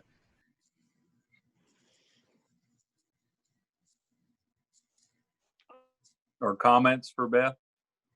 I don't think that we had stands on them. We reviewed it, and as I recall, my internet Beth, is Beth, ever to pick that up, because Johnette's internet's kind of coming in and out. And no, unstable. Well, Beth, will you talk to us a little bit more about the master plan for bikes? Okay, sure. We had the original bike plan for Duncanville. It was drawn up in I think it's 2016, and we're using that as a guideline. So of course we know the Daniel-Dale project, and then for other shared lanes. So the first loop has been approved and it's already going to procurement, from what I understand from Bart. So that's about a 6 or 7 mile loop there. And, you know, we will continue in that vein to bring in the schools and the parks where it makes sense to put bike lanes. And then we've also been speaking with the Council of Governments, where Daniel-Dale goes us down and connects to Mountain Creek. They also really want to see Clark Road connect over to 1382. So that's the bigger picture, is connecting the cities in this area, you know, Cedar Hill and Duncanville, and hopefully on to Lancaster from there. That's the big plan, is to get all the connectivity in the area. And then for what we can do, Duncanville can do, you know, in our closer future, is to just continue with a good way to communicate, to get around the city by bike. Okay. Councilmember Jameson, did you have a comment or question you wanted to ask Beth? No, I don't know if she heard me because my internet keeps going in and out, but I was just saying that I think that we sent the group, the architecture for the concession stand at Harrington Park, we sent him back to the drawing board on what he had come up with on the concession stand. So it has not come back before us yet for approval. Because you had made a comment about where that was in the process. So okay, that's, well, thank you. That's all. In fact, Monty was the one that. Yeah, we told him, Beth, we just told him it looked like every other concession stand in every other place. It didn't, you know, it didn't have any special character to it, or, you know, local right to it. You know, it looked a little more even rustic, maybe. I mean, even more hometownish. Everybody here talks about, you know, the hometown. It just looked like another really commercial, hard, you know, non-scripted, you know. Right. And I think that was about at least the second, if not the third drawing they brought to us. So we'll get there. Hey, Beth, one other quick little thing, and I think everybody's really good with you and stuff. Just talk to us a little bit about economic development and bikes. Oh, well, I've done a lot of studies on that. I've been doing this a long time, and the studies are that when you do bring in bike lanes in the neighborhoods and in smaller cities like this, the property values go up. You attract people that, you know, want to be outside and want to have their kids, and kids walk to school and or ride a bike to school. And so it just brings a more vibrant sort of feel to the community, to the city. And so that in turn attracts kind of a more vibrant, younger, I guess, maybe, you know, for families. Because everybody wants a good, safe place to raise their kids. And then everybody dreams of their kids walking or riding a bike to school. So that economically, and then, well, just, I mean, you can see it right now, how much people are getting outside. And I don't think this is going to stop. I don't think this is just a minor. I think people are actually changing the way that they live, whether they're on a bike or they're running or walking. They're just outside or enjoying all the sidewalks that, you know, I've never seen so many people walking up and down and riding on Mountain Creek Parkway on those new bike facilities there at Hike and Bike. All the new sidewalks that have been put in lately, there's people on them. So, and the bikes just, they accentuate that, or they add to that. Very good. You know what? I'm sorry, Councilmember Cooks, did you have a comment or question? Yeah, I did. Hey, Beth. Beth, thank you. Hey, Beth, I got a chance to meet Jeremy. Real good guy. I rode with him at once. He wore me out. But tell me a little. Yeah, tell me a little bit about. I know your board is missing a couple of people at this point for as leaving the city. What type of other board members do you need to help you to continue with the vision of the bikes, the parks, the walkability? What other type of board members would you think that will add to the board? It'd be great for us to add to the board. I like Jeremy too. He asked me how I got into it when we were doing the bike lanes together on that, and I said, you gotta raise your hand. You just gotta, you know, go apply. So I hope his interview went well, or is good. But people like that have some energy, has some time, and that really care about the city. They're raising their families here or have, you know, lived here for a long time. I think they need to have a vested interest in the city. Really be excited about what we're doing, and, you know, bring something to the table that it just can help us get our goals accomplished. You know, different people have different talents and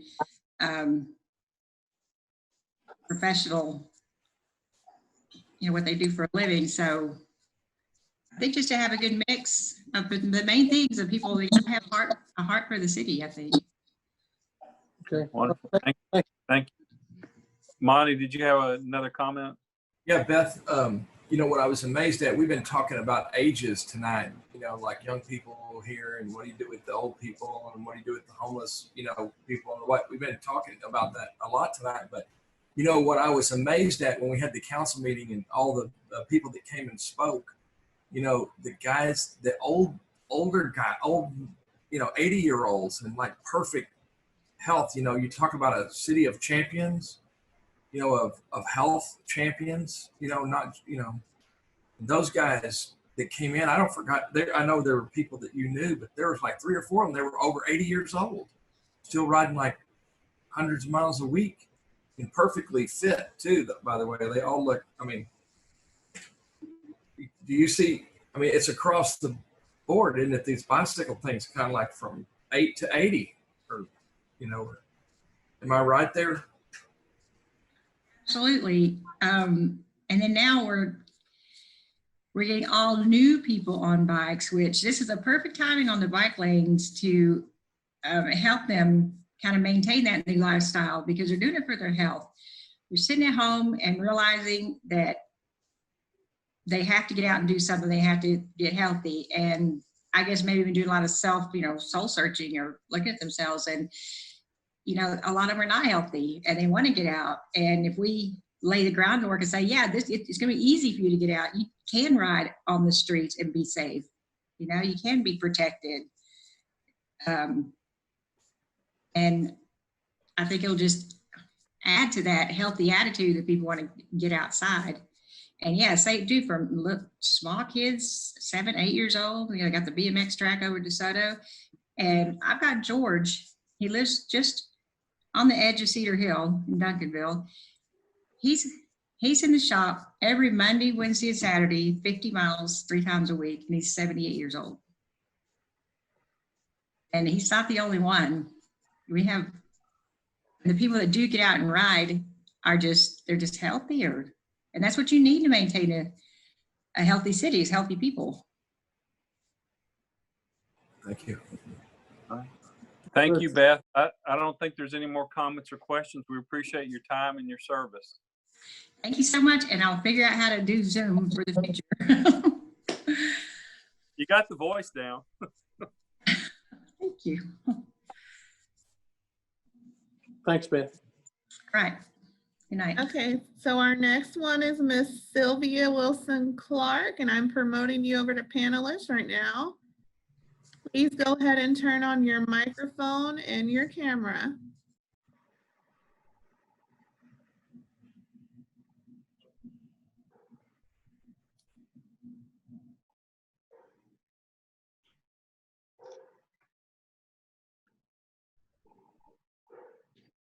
Unmute. And okay. Are we on now? Hold on. There Hold she on. is. There you go. Okay. Hello, There you go. Sylvia. Mark. Hello. My granddaughter's helping me. I know nothing about Zoom. You do now. Sylvia, thank you and welcome for being with us tonight. I think you know all of us, but just to do it real quick, District 1 Council Member Joe Veracruz. I guess he's KDP, so you probably are familiar with him. Council Member Mark Cooks, District 4.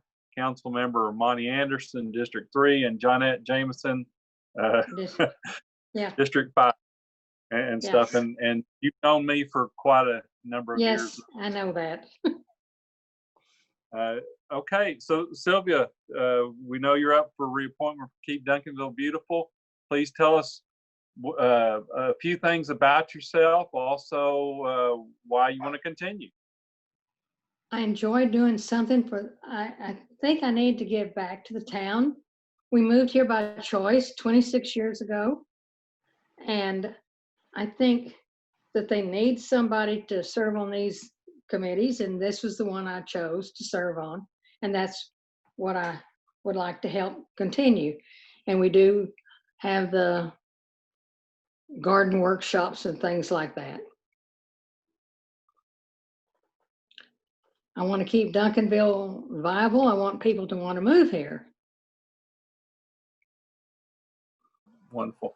Council members, any questions for Ms. Clark? Mr. Veracruz. Yeah, I just want to say thank you, Ms. Clark, for willing to serve again. And I'll tell you what, she has a lot of history that she shared with us on the board, and she kept me on my toes. So I'm happy that we used to sit next to each other. So I'm really thankful that that you're reapplying, and I appreciate you. You take care. Thank you. I have Council Member Anderson. Yeah, I have a question for you. Do you think if this city banned the use of styrofoam, that we would have a cleaner city? Ban the seller use of styrofoam, would we have a cleaner city? The styrofoam cups are a mess, and they do not disintegrate.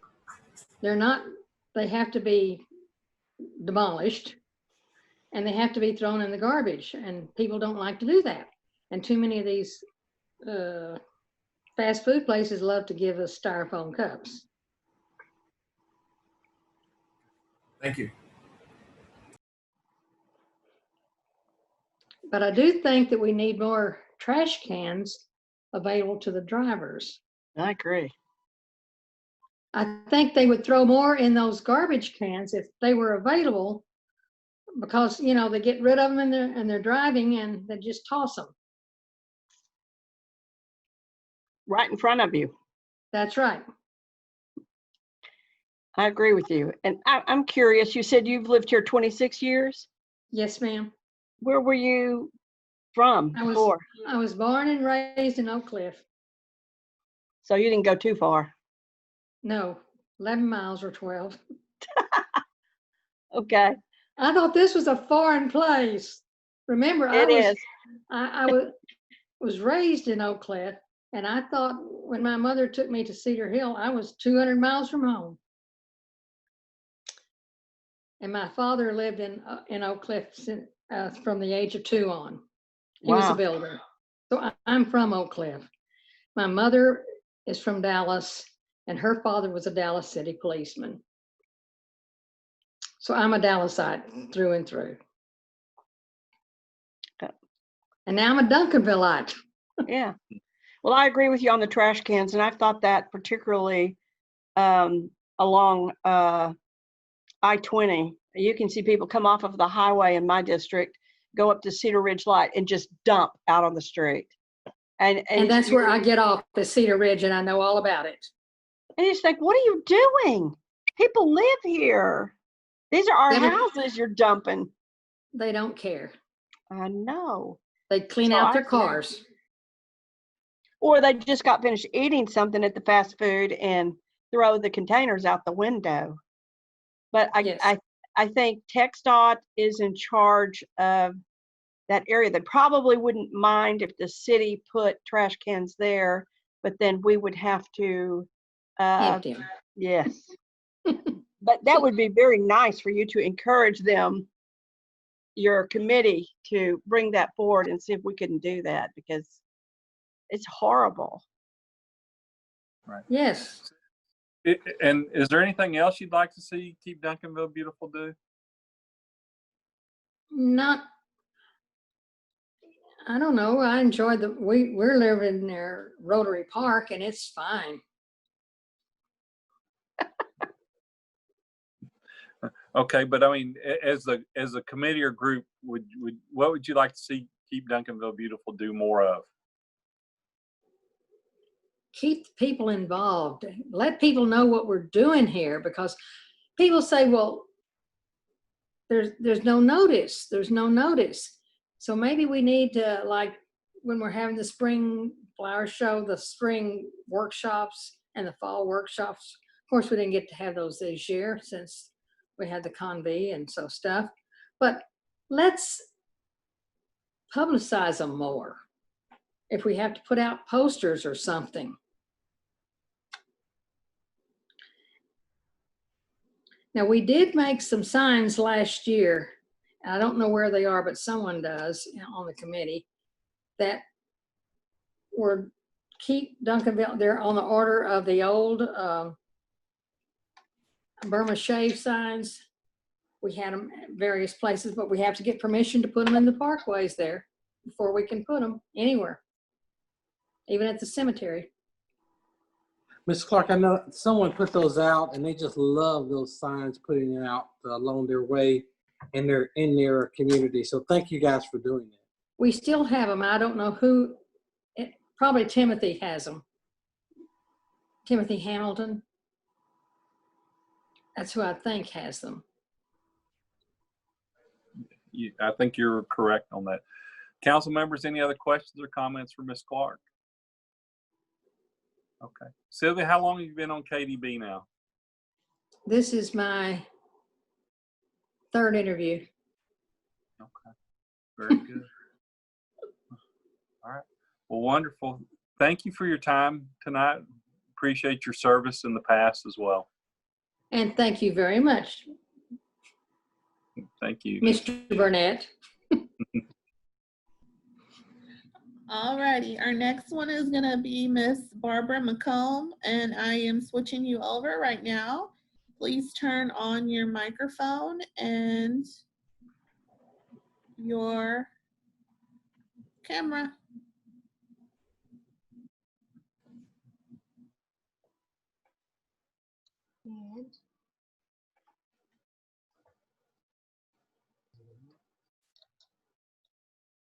Okay. There you are. Hello, Barbara. Hello. It's good to see you. I think you've met all of us, Sure.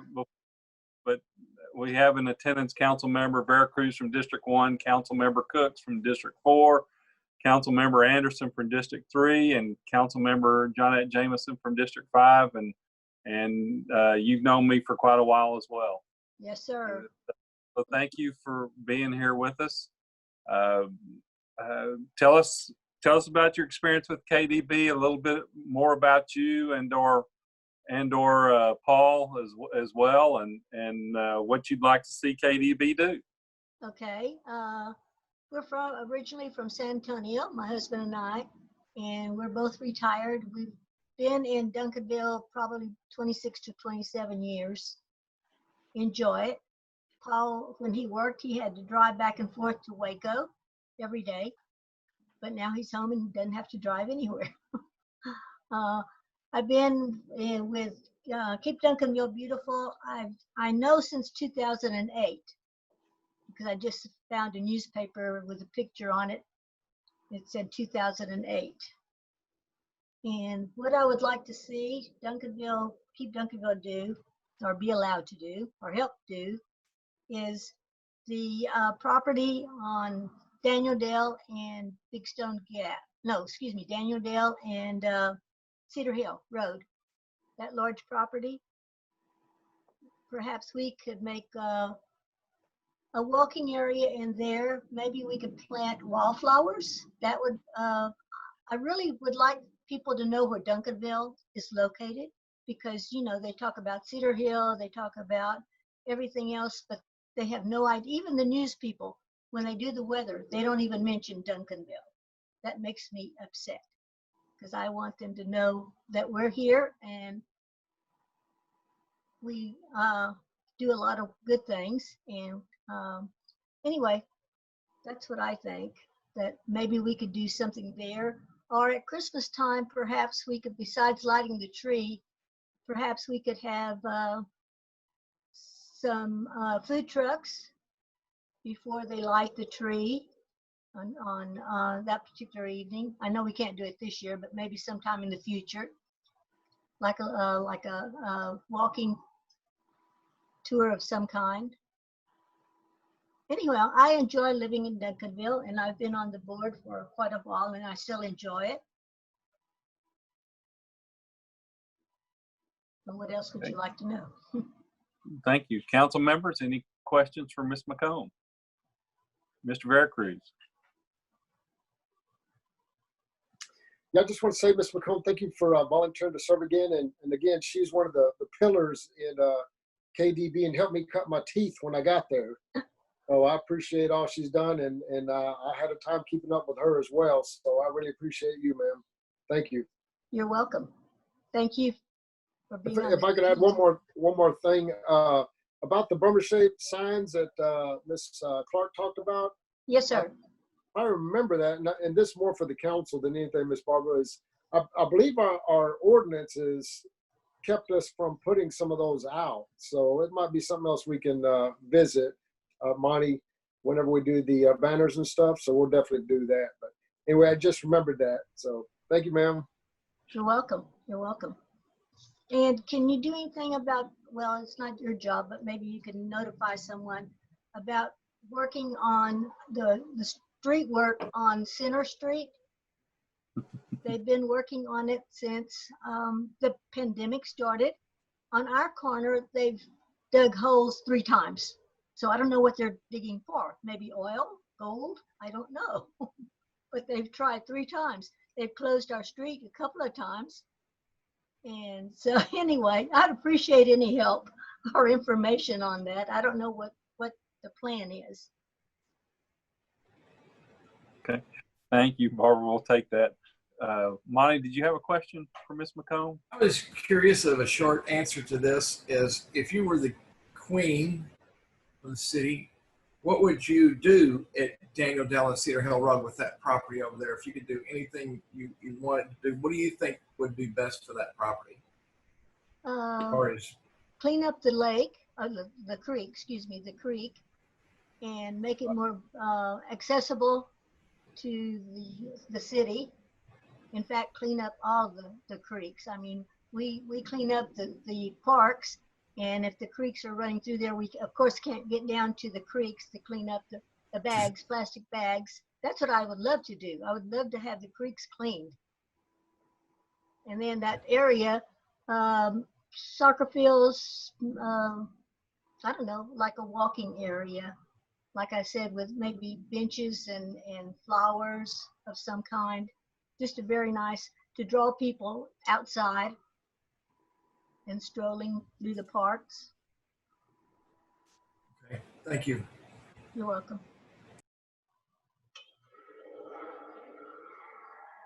Any more comments or questions for Ms. McComb? Okay, we don't have any more questions for you, Barbara. But okay.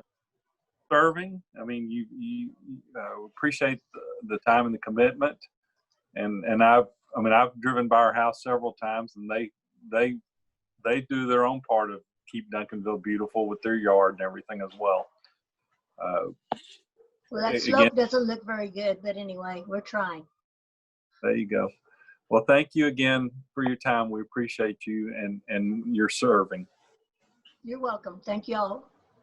Have a good evening. Bye. Oh. Okay, council, it looks like Miss Carolyn Thompson is in here. So since we're a little bit ahead, I'm gonna go ahead and promote her over. She had the 7:30 time slot. Miss Thompson, if you could please, where'd you go? Turn your camera on and your audio on, please. Okay.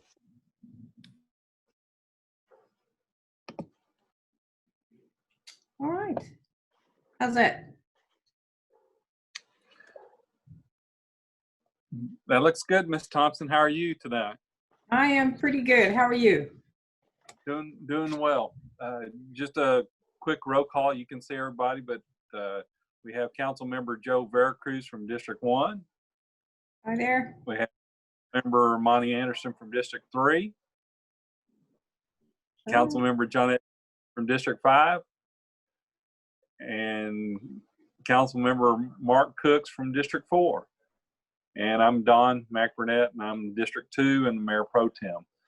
So please take a couple of minutes, tell us a little more about yourself, what you're interested in, and why you're interested in it. Well, I have been a Duncanville resident since 2011, and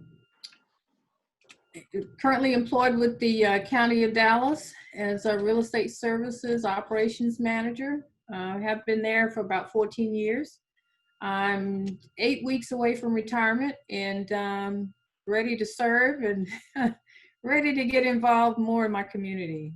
So I'm looking forward to it.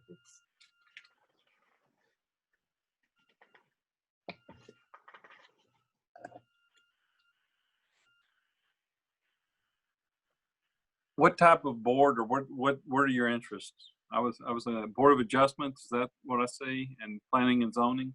Yes. Okay, and also tell us about your skills that you could bring to that. Having been in real estate services, I will say, for the last 14 or so years, property management and that type of responsibility for the county. I'm aware of the real estate aspect of zoning and subdivisions and plats and so forth.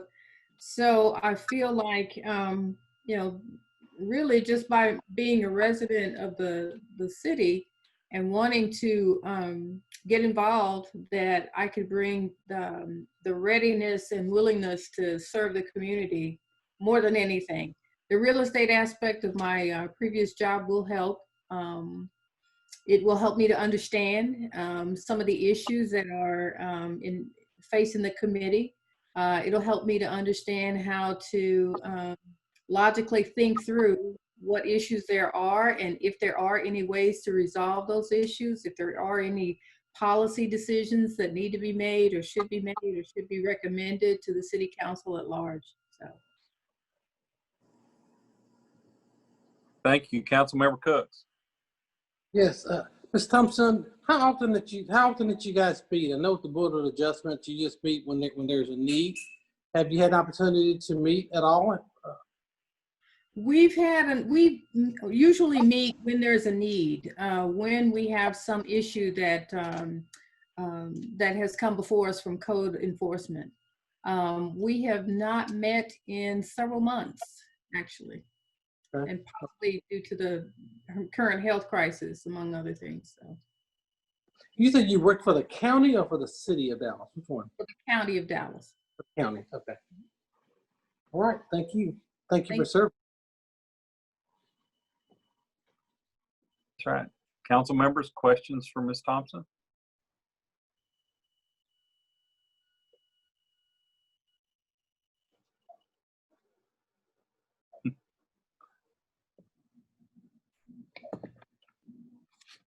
Okay, well, Ms. Thompson, I'm trying to think of a good question to ask you, but you know, we do appreciate what you have served and done. Is there, I guess, with planning and zoning, how do you feel like Duncanville's doing? I think we're doing well. I actually think we're keeping up with what's going on in the city. I actually think that, you know, the inspectors and all that are out and that are looking at our landscape are doing an excellent job. I think that the zoning ordinances that we have now kind of go a long way to curb some of the some potential issues that I've seen in some other communities arise. So I think we're doing a pretty good job. Do you see anything that we need to initiate to further that commitment to keeping the city? Because I agree with you. I want the city to look nice. Mm-hmm. And I believe that code enforcement is hugely instrumental. That when your code goes down, the city goes down, and nobody wants to live there. That's true. Is there anything that you see that needs to be tightened or initiated? Nothing comes to mind, but I'd like to hold that question, and should anything arise, I'd like to communicate that to the council at large to let you know that there are some issues that we need to address. Okay, we're redoing the code book right now. So, yeah, if anything comes up, think about it and let us know, because I know there are people that would like for it to be more lax. And no. Okay, so everybody heard that. Yeah. Yes, please do not become lax in any way. No, I actually am very proud of the city of Duncanville and the job that we're doing in that regard. So. And having rental properties in the back, I mean, like a building in the back of your house to rent out and things like that. We don't allow that. No. Do you think we should? No.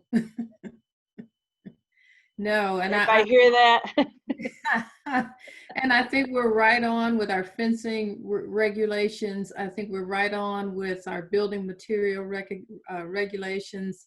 I think we're top notch. I think we're doing a good job. Okay. Good to hear from you. Yes, thank you. Councilmember Anderson, did you have a question or comment? Okay. Any other questions or comments for Ms. Thompson? Okay, Ms. Thompson, thank you so much for your time this evening. We appreciate your past service and as well. Thank you and have a good evening. Great. Thank you all very much for your time this evening. You all have a good night. Thank you. Bye. All right, the next one is Mr. Eric Pena, and I have promoted you over, so please turn on your camera, and there you go, your microphone. Hey guys, how are you doing? Hello, Mr. Pena, good evening. We're glad you're here with us. I don't know if you know all of us, but we'll do a quick around the horn. Is it Councilmember Joe Veracruz from District 1 is there?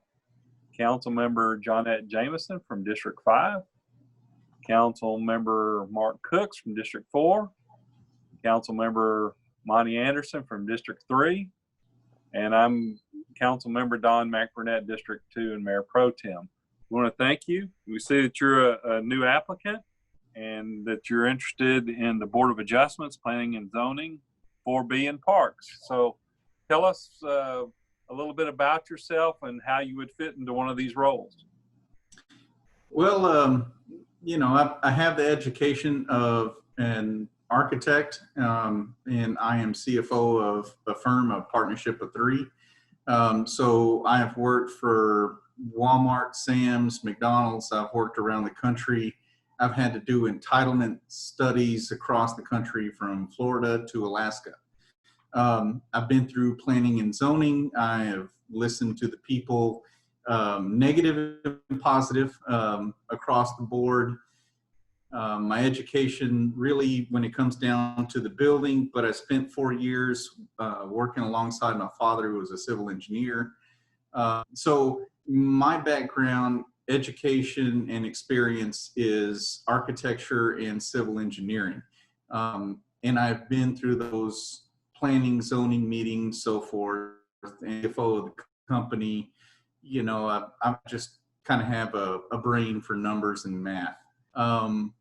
I have grown up in Duncanville, and my parents, they grew up in West Dallas and Ledbetter area, Singleton, Ledbetter. And then they came to Duncanville around the time that I-20 was expanding and coming through the area. So my brother and sister, they're 12 and 15 years older than me. I'm the baby of the family, but we all went through the school system, Fair Meadows, Reed, the high school. I've been here. I'm 41 years old, so I've been here all my life.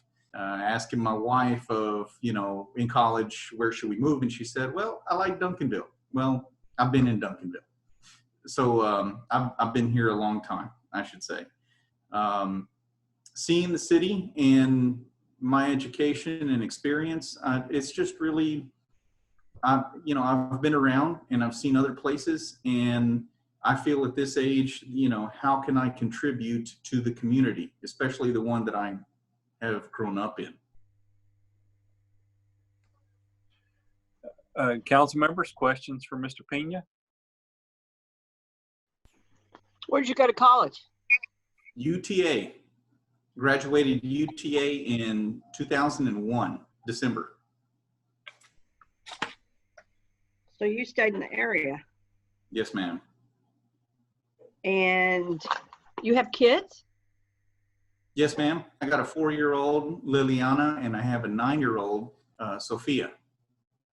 And so they too will be going through Duncanville schools.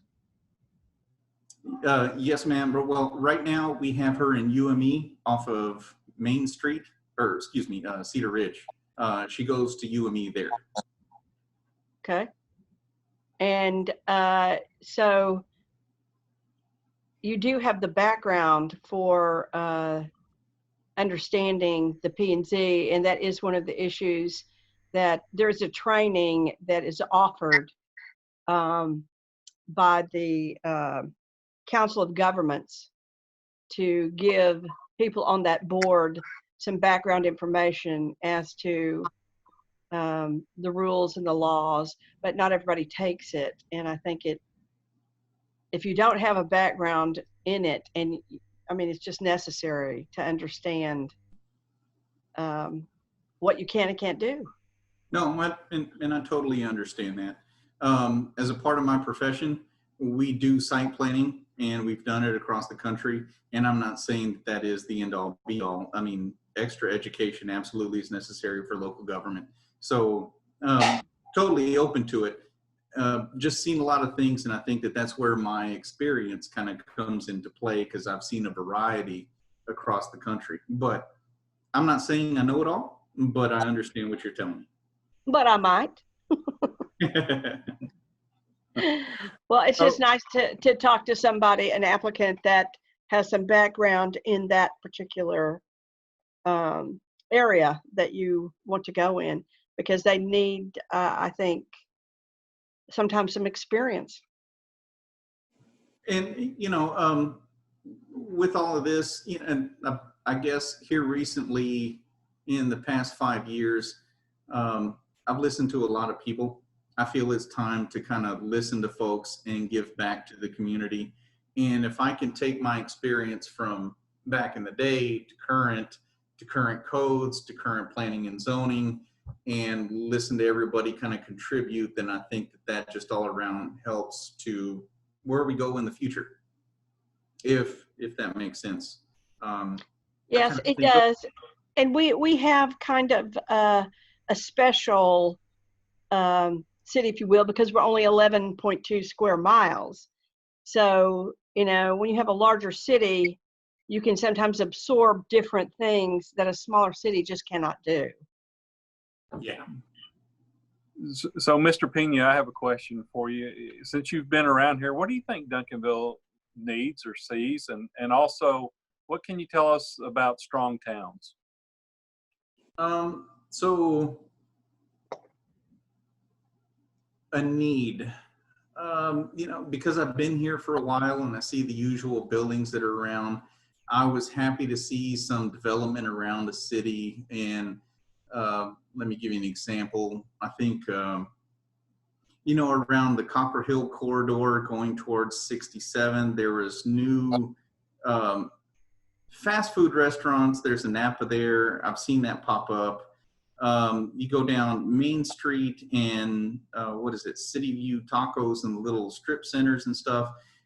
Well, all of that is nice and small development, but I'd like to see something a little larger than that. However, I don't know the land availability in order to make that happen.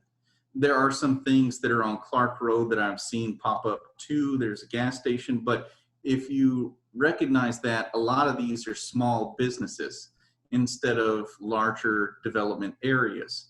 And I don't know if I can help any of this out myself, but you know, small business is important. I understand that. But the land use and what it goes to, I think Walmart was good on Clark Road.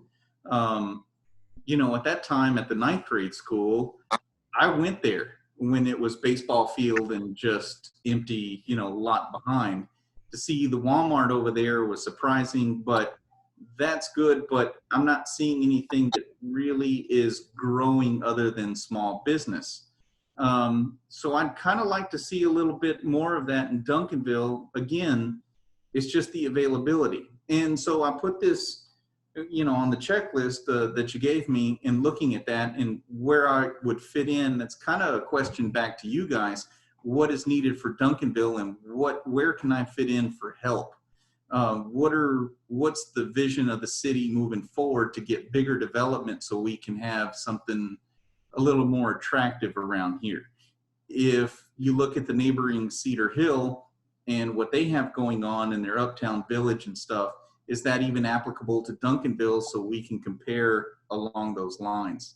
Not trying to be competitive, but still trying to be competitive too, in terms of what I'm trying to see for Duncanville going forward. What was the second question again? Do you know much about strong towns? No, sir. The term itself, no, sir.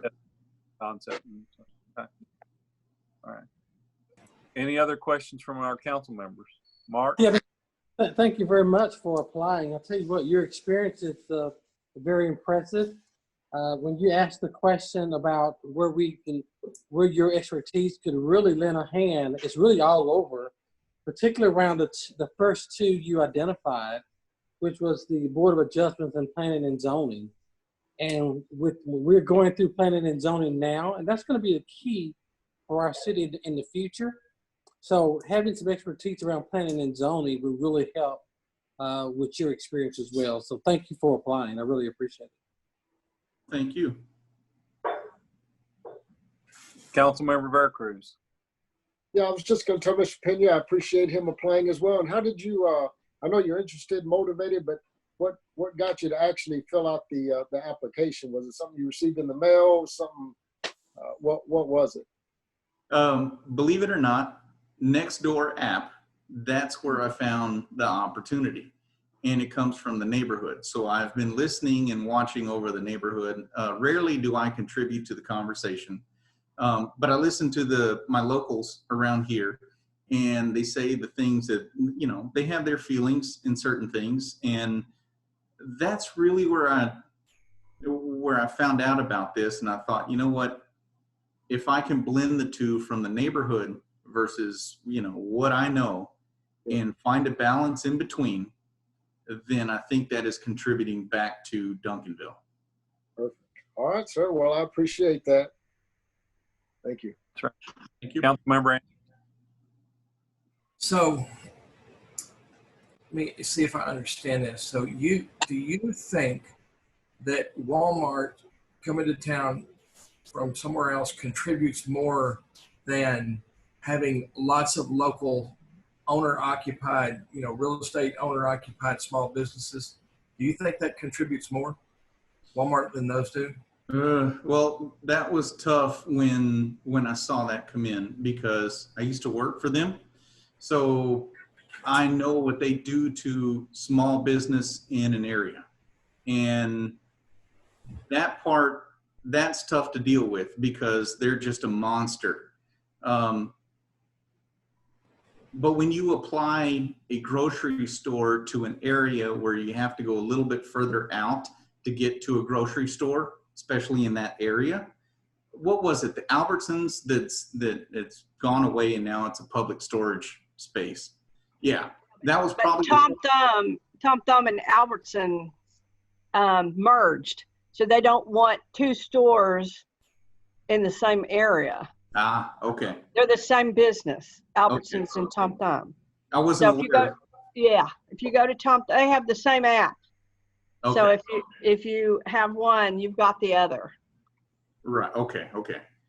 And the Winco picked us out of the clear blue, and they're from Portland, and came here and took an old Walmart, which was like a godsend. Took a building, and that is employee owned. And at one point, that was the #1 Winco store in the DFW area. They outsold McKinney, and that's in Duncanville. You know, so we've got, the problem that we have really is our per capita income. We've got to get it up, because you're not going to attract real high income businesses when you don't have the income from your residents to support them. The discretionary income, if you will, that they can spend more than they can buy high dollar items, and it doesn't matter. So one of my college buddies is actually director of architecture for HEB, and he's been working for Central Market, but coming to Duncanville is just, that's not in the business plan. So I understand what you're saying. So to go back, Mr. Anderson, to what you were saying, when you take that Albertsons out, and I think it was a Sack and Save that is now currently a dollar store or something like that. You know, when you take that out and you take the Albertsons out, and then the grocery store next is like Tom Thumb, and then you got to go spend your money in Cedar Hill. That's where Walmart came in to fill a need. And I'm not saying that that is necessarily great, but it fills the need for the area that has just had their grocery stores taken away from those local neighborhoods. So that part I understand when they came in. I'm not saying that that's wonderful for the city of Duncanville. What I'm saying is I just understand the need for that area. And I don't know if that answers your question, but that is what I know. Something you might want to look at with Mayor Pro Tem asked you about the strong towns. You know, if you look at those big boxes out there, you know, they're on the tax rolls for $400,000 or $500,000 an acre. Okay, if you go to look at the small businesses in like Main Street, Duncanville, and downtown, they're on the tax rolls for $4 million per acre. And so a guy that's looking at infrastructure, you know, you know, here's my theory is that those big boxes don't pay for their infrastructure. There's not enough, you know, price per square foot per acre to pay for the lots of infrastructure that goes out there. And so I'm curious. That's why I'm curious. So you might want to look at strong towns and kind of look at that sometimes. Too much to talk about here, but that's why I asked. And to add to your point, and I'll make this real brief, I worked on some entitlement in Garden City, Kansas for a Walmart, and the city came back and said, you know what, for infrastructure, you guys need to put the utilities down these strips if you want to move in here. And Walmart did not want to do it, but they felt that the return on their investment would be greater, and they did later on. But that was something that they admitted that they would be willing to do in order to put that store there. So on the private side, their business plan, they were willing to do that. I understand what you're saying, and it's not always the same in every case, but from the private side, I've seen that happen before. That's just my experience. No, thank you, Mr. Pena. Any other questions, comments for him? Mr. Pena, you have any comments for us as we finish up here? Really, guys, it just, you know, I went through the list and I put it down on some of the areas I thought I might be able to help the community in. And I don't know where I would fit in. I leave that up to you guys if I can fit in. I just feel the need to give back to my community. So, yeah. I just said, one other question, Mr. Pena. They meet about once a month, probably about an hour or two. Is that time commitment okay for you? And for which board? Either one of the boards. Oh, that is totally fine. Once a month. Well, right. Board of Adjustments doesn't meet that often, but P&Z meets more often. You know what? And that is a good question. So I feel P&Z, maybe EDC, Board of Adjustments might be my niche. So what's the time allocation for that? Probably about the same, about an hour or 2 hours. And they have some special meetings from time to time, but you're given a notice where everybody's on the same page with the meeting time. But at least about an hour. Problem. Okay. That's not a problem. And that hour is kind of pushing, probably about 2 hours a week for sure. No problem. Thank you. Thank you for that, Mark, as well. Mr. Pena, thank you for your time this evening. We appreciate it. I'm glad that you're here in Duncanville. Thanks, guys. I appreciate your time, too. Thank you very much. Thank you. Bye. Bye. All righty. Our next one is Miss Barbara Bodie. And please turn on your camera and your microphone.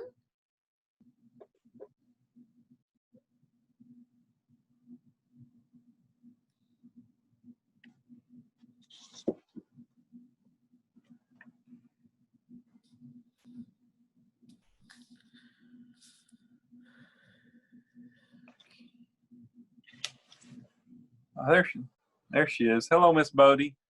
Good evening to you. You're on mute. So you're on. There you go. Now you're live, Miss Bodie. Okay. Miss Bodie, we'll do a quick introduction. Okay. With our group. In the upper picture is Council Member Joe Veracruz from District 1. Council John Anderson from District 5. Hello. Council Member Mark Cooks from District 4. Council Monty Anderson from District 3. And I'm Don McBurnett, District 2, and current Mayor Pro Tem. We want to thank you for being with us this evening, and we appreciate you filling out the application. You're a new applicant, so why don't you tell a little bit about yourself, why you decided to apply, and how you can help us. Well, first of all, my name is Barbara F. Body. Originally I'm from Peoria, Illinois. I've been here in Duncanville for almost 3 years. In September, it'd be 3 years. The reason why I did decide to fill out the application for senior advocacy is because of the fact I am a senior and I'm retired. And my expertise comes in through social work. I'm a social worker. I just finished up my post-grad 3 years ago from the University of Illinois, Champaign-Urbana. And I felt a need to get myself active into the community that I'm residing in, that I relocated to. And so the things that I concern myself most with is that the senior citizens, making sure that they are kept apprised of what's going on, along with myself. I'm a retired business analyst from Caterpillar. I'm also a retired veteran from the Air Force, majoring in communication. So, you know, it's just a whole gamut of things that just caught my interest. And so I just said, well, let me get involved, if I may.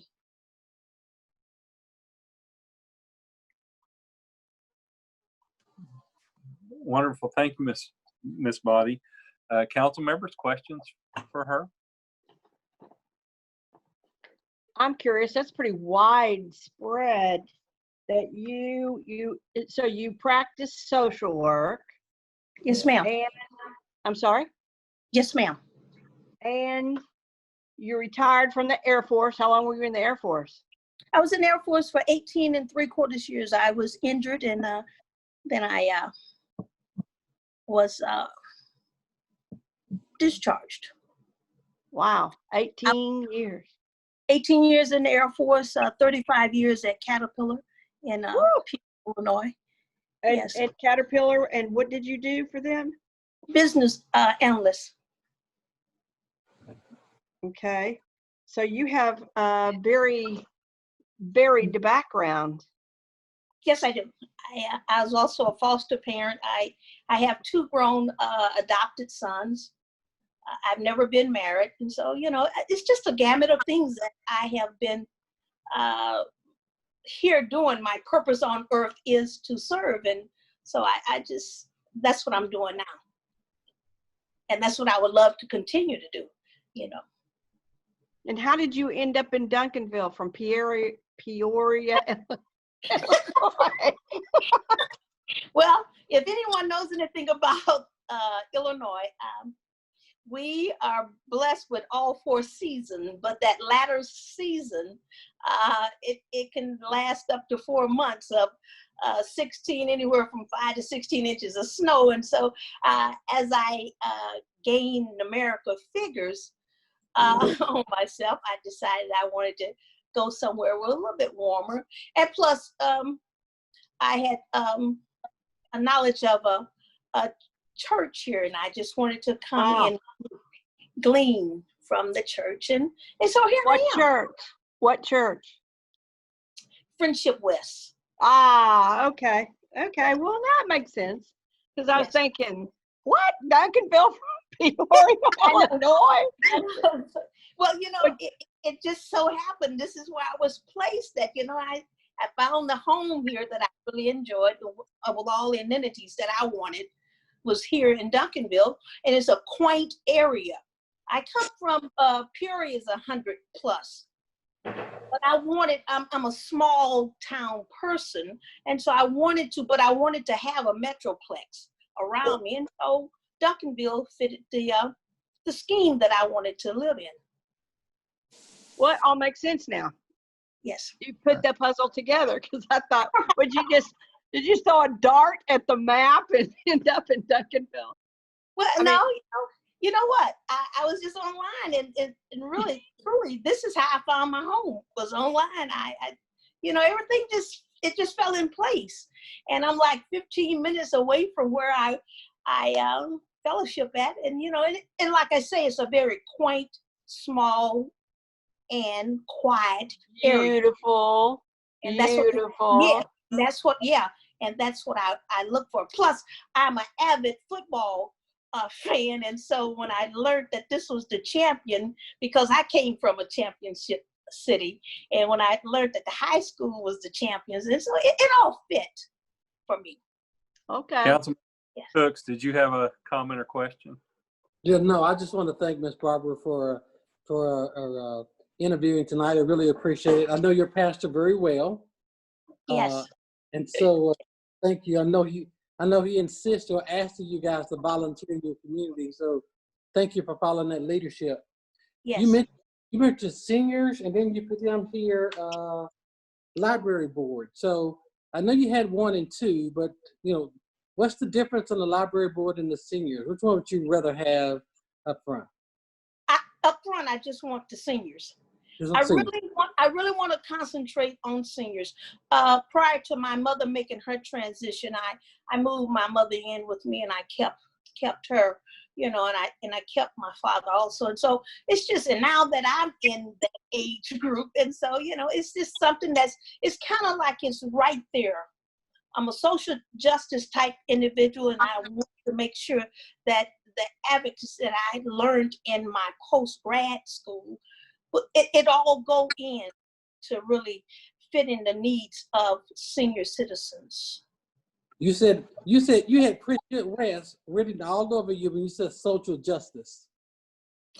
I am in the social justice ministry at that church. Feel that when you said, I do right there. That was Pastor Haynes. Okay, thank you. Yes. Councilor Veracruz, I think you had at least a comment that you were going to make. Absolutely. We got another Air Force veteran in the house, and I appreciate How are you, sir? So, yes. Well, I'm so excited you decided to apply, and I'm glad you're here with us all the way from Illinois. Now, were you in the Illinois Air Guard or that too? Yes. Yeah. Okay. Yeah. Yes. Yeah, I was in the Texas Air Guard. I was a 130 Loadmaster, so I know all about it. Yes, But I was anyway, 182nd. Welcome, and I'm glad you're here with us. Thank you so much, sir. Yes, ma'am. Miss Body, I do have a question for you. Yes, sir. Do you frequent, or have you been to our Senior Citizen Center? No, but I live next. I've been there, not inside. But what really caught my attention also, my next door neighbor, she's a member there. And during this pandemic, it's kind of like it caught my attention that she needed something to do, and it wasn't too much for her to do. And so I said, well, that should be something that could be to keep the elders kind of stimulated, even in this time of this pandemic. There should be something that someone can reach out to. So the seniors, because when I watch my neighbor go back and forth to her mailbox, it's like she's becoming disgruntled. And so the one thing you don't want seniors to become is disgruntled and think of themselves as being unnecessary. And so that's an outlet for her to go to that senior citizen. Because you asked me if I'm kind of real busy. I'm a busy type woman, and so I move around a lot. But when I saw Nancy, my neighbor, it just kind of gripped my spirit. And I'm hoping I answered what you're asking me, but those are my inward feelings of that. Wonderful. Any more questions or comments for Miss Body? I want to know where her sons are. Where's my sons? Well, one is in Illinois and one is in Arlington. One moved with me. One couldn't let me go, so. Good for you. Yes. Okay. Wonderful. Thank you for your time this evening. Appreciate you being here in Duncanville. Yes, I'm enjoying Duncanville. Thank you. Thank you. All right, our next one is Miss Ann Perry. Please unmute yourself and turn your camera on. Hello. Hello, Ann Perry. It's good How to see are you? I think you know everybody. I do. On our council. We want to thank you for being here. The mayor's not feeling well, and Patrick Harvey can't be here, so they're going to miss out as well. So we want to know what you want to do, what you want to tell us, and what you envision. Okay, well, I'm from Little Rock, and my parents were real active in the civil rights movement. My father marched in Selma. My mother was on the school board trying to integrate the schools. And I grew up in this, believing and fighting for racial justice. And I've also been very interested in the world and peoples of the world. So I've collected costumes and done some various international folk dancing. And so my interest in multiculturalism is really high. My degrees are all arts related, and I teach writing and humanities at the Art Institute of Dallas, and also I've taught a course through Mountain View and through Cedar Valley, and one course in art appreciation through Grand Prairie High School, which is significant because it attuned me to younger people and how at this time in online education, a lot of kids just drop out because they don't have the Wi-Fi or whatever they need at home to succeed. I had students in my class that were doing well in the class, and then I ended up having to give them an F because they couldn't navigate the online platforms. I've been involved in Duncanville. We've lived here for about 20 years, but the last 5 years, I would say, we've been involved with Duncan Switch, gallery operations, which Monty knows about, some art walks, the city mural, traffic boxes, Black and Bitter Arts, events, poetry nights, and then at the Museum of International Cultures, we sponsored a whole bunch of dinners. For 3 years, we did international dinners. I wish you guys could have come, but every cultural event was astonishing, and it was a potluck dinner with a program that we put on, and sometimes we had dance or speakers or films or whatever related to that culture. And we've also done a film series which provided some social discourse, especially on issues of justice, race unity, gender equality, and just sensitivity to others, like Van Gogh or, an artist or something. I love to see events. I really like to plan and put on events with programs and food. But as we know in this climate, it's not really possible.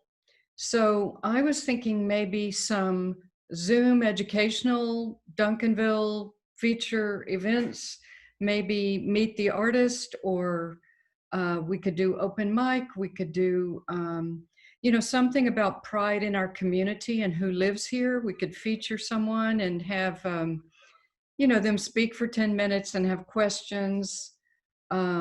We could have film discussions online. So that kind of educational thing is something I'm very comfortable with. Zoom and different platforms. I've been doing presentations and education on Zoom for a while.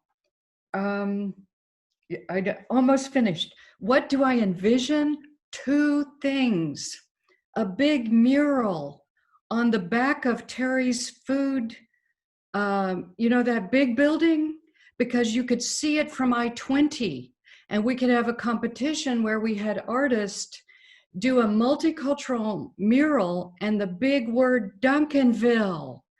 And I think that's doable even in this climate now.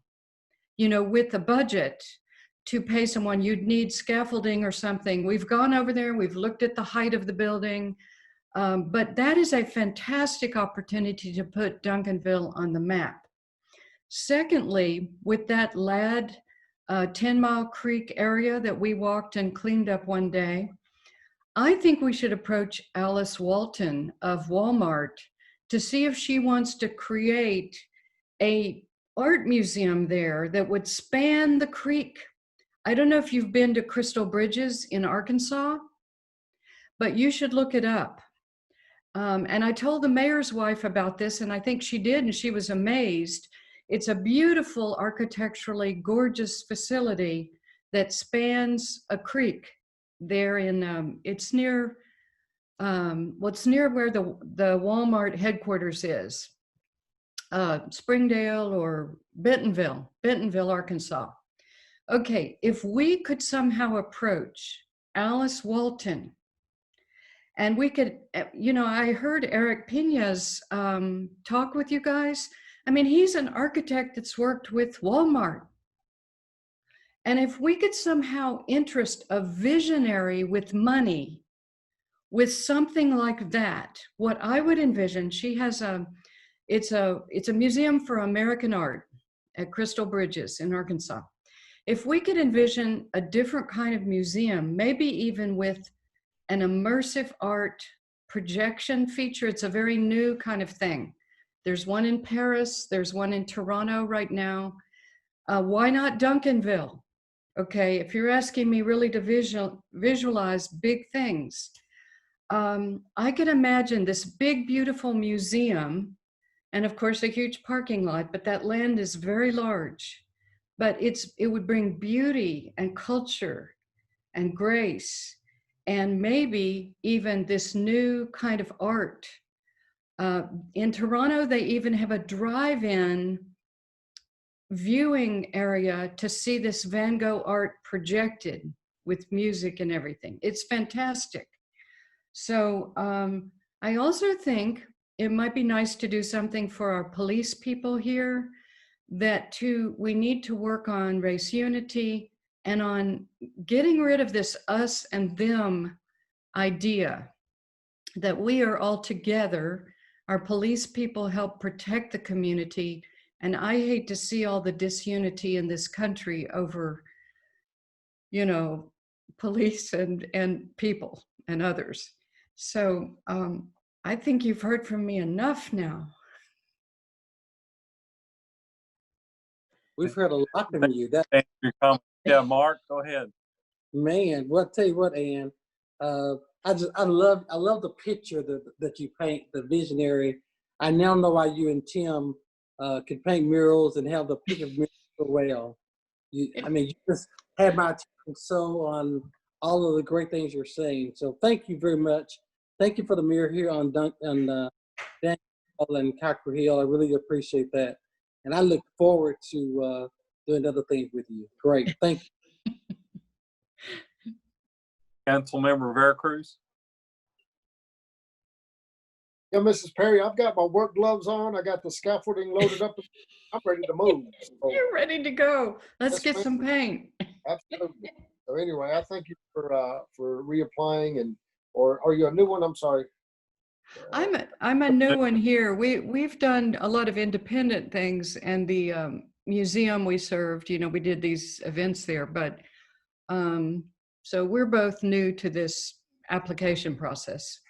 Well, I'm glad you're here, ma'am. Thank you so much. All right, Councilmember Jameson, comments, questions? Oh, yeah. Well, you know, Mary Fay was on the multicultural committee forever, so you have some insight, I'm sure. And I did go to some of the functions there at the museum. Incredible. And that is the point, is that it's multi cultures. And sometimes it's like, I think people don't really grasp that. That's what we're talking about. You're bringing it. The first year, the two people from my district I put on, one was from Germany and the other one was from Brazil. Wow. We're talking about multi cultures. Yeah. And that's what we want, because we have them living here. And it's like the seasoning of life. Mm-hmm. And all the things that they bring with it. But the and the things that you're interested in, a lot of them are things that art for me too. I paint, and yes, and so I mean, I think you'd be an asset to the multicultural board. They and they need somebody with visions and with ideas about things. They can dream and come up with things and move forward. Okay. I think you'd be a good fit. Thank you. Councilmember Anderson, any comments, questions? We're good. And I want to thank you for the stuff that you've done around town as well. And I don't have any questions for you either, but we want to thank you for your time and being with us this evening. Well, thank you for your encouragement. You know, Monty has really encouraged us, and Councilman Cook, I mean, he was the one out there, the most enthusiastic at that wall. And all of you, Mr. Veracruz, I mean, all of you have been so wonderfully responsive to these artistic additions to the city. Hey, Ann, I do have one other question. We're considering one person on that board, and we're not sure if you're able to work with them or not. So you can tell us if that'll work. I think his name was Tim, and I'm not. Can I work with him? Well, we've learned over the years we're very different in our skills and our ideas, and so I guess we've learned to put unity ahead of other things. I don't know. No, I couldn't pass that up. I couldn't pass that up. Thank you, Ann. Thank you. Good comment, Mark. Thank you, Ann. Yep. Alrighty, our next one is Mr. Steve Dial, and if you can turn on your camera and your microphone, please.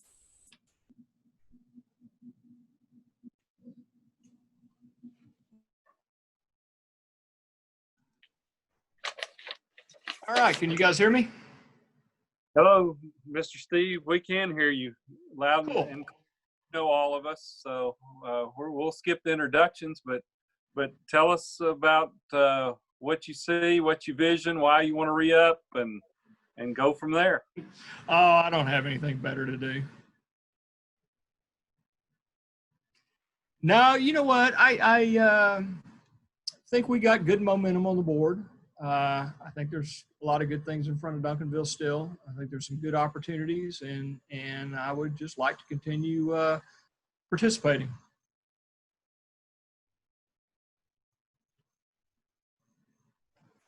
Can you tell us a little bit of your background? I don't know if everybody knows it, but I think some people do.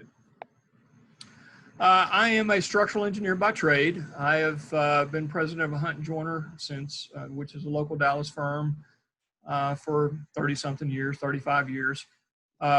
We are general practice structural engineers. We do a little bit of everything design-wise. We're doing largest sector right now, obviously, is industrial. We're doing distribution centers for Amazon and others. Matter of fact, we did the 750,000 square foot distribution center down there on Mountain Creek at Camp Wisdom, and others in that neighborhood just north of 20. We do a lot of retail. We do office buildings. We do entertainment. Just did a proposal for a real interesting entertainment complex down at Epic next to Grand Prairie City Hall type facility next to that water park they have there. We're doing, and I'm registered in 50 states. We got projects going from Washington State down to Florida. Presently, we have approximately 375 active projects. So, you know, no, I'm not into development like Monty is, and I don't know that side of the business. 2 rungs, 3 rungs down the totem pole from that. But, you know, we do a lot of projects year in and year out, and, from new construction and a lot of remodels and reinventions. And I think that's one of where Duncanville's big opportunity in the future lies is the redos. So some of our redos, we did the Montgomery Plaza over in Fort Worth. It started the whole redevelopment of the 7th Street development, the 7th Street district. If you guys are familiar with San Antonio, we did the Quarry Market back in the early 90s, late 90s. That started a whole redevelopment there. The Statler Hilton downtown. So, you know, we're familiar with a lot of the redevelopment projects aspects of it too. Council members, any questions for Mr. Dial?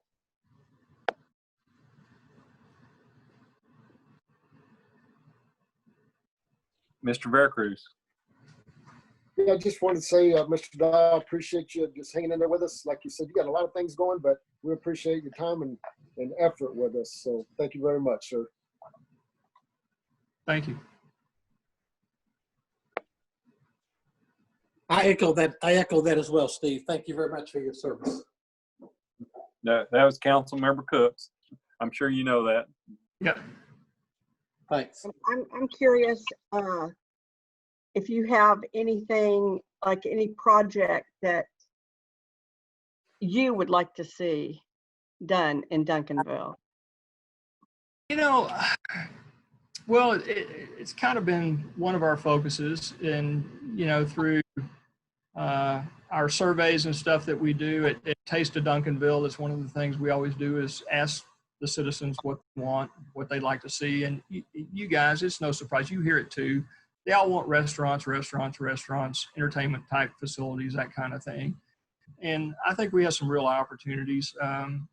And you know, we have the tract of land that we presently own. I think that would be a good opportunity. And we're doing a lot of those. I mean, I'm doing the 2 or 3 building restaurant type things. We did the Sound up in Cypress Waters with Lucy Billingsley, and that type of facility. You know, no, we don't have a lake right there, but 2 or 3 restaurants, buildings together, with some patios in between them, lights like you see right here over my head strung between them. And yeah, I realize that I-20's got some noise to it, but even so, the right atmosphere, an enclave of something like that, I think would really, you know, I think it'd be a regional draw, quite frankly. I think you'd have people from Midlothian, DeSoto, Grand Prairie, then, you know, driving to Duncanville to eat dinner and have a nice evening.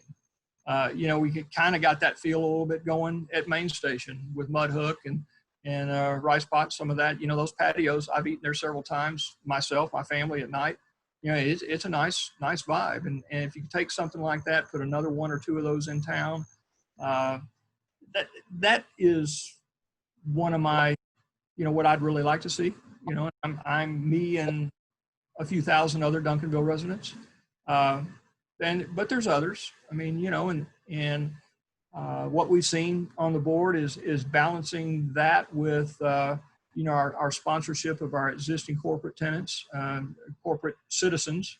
Want to keep them here and keep them from moving out. So, you know, the other thing too is dead space here in this town, the dead retail, you know, the renovation. I think, you know, the scrape and redo is got to be kind of a priority. So there's 3 of them right there.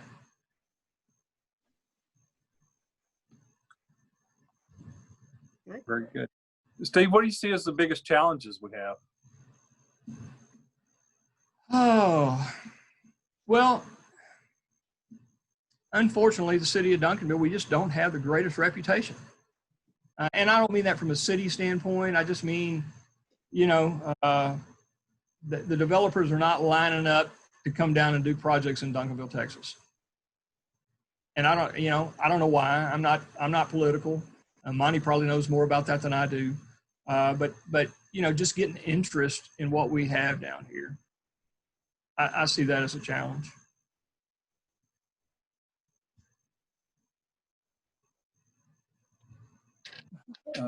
Mr. Anderson, do you have any questions or comments? Okay. Any other questions or comments? How long have you lived here, Steve? We moved here in 1998, so 22 years. And where did you move from? We lived in the Winnetka Heights in Oak Cliff. Oh, okay. I didn't know if you came from another state or. You know, I was born and raised in East Dallas. I'm a homeboy. I went to Bryan Adams High School. And okay.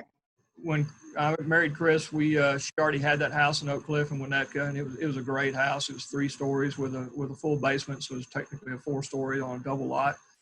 But you know, we started having kids, and we started looking around and said, well, this isn't the best environment for kids, and that's when we wound up coming down to Duncanville.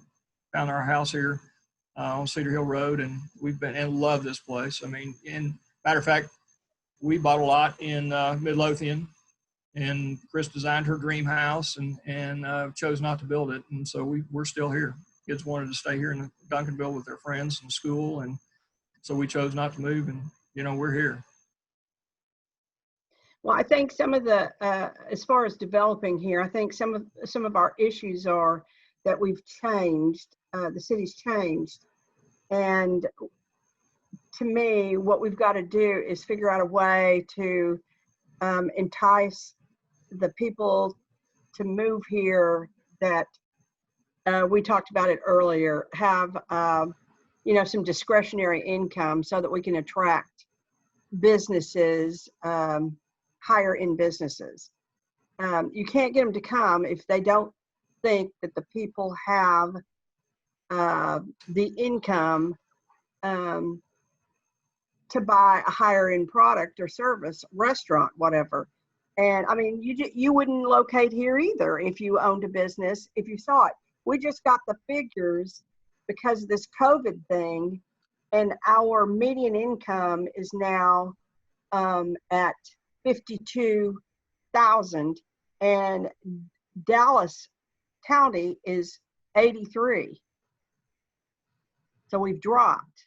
And I mean, that's part of the problem, you know, and to me, if we could find a way to attract the educated people with discretionary income to come here, we could maybe change the views that people have of Duncanville. I mean, it's just evolved because since I've lived here, it's changed a lot.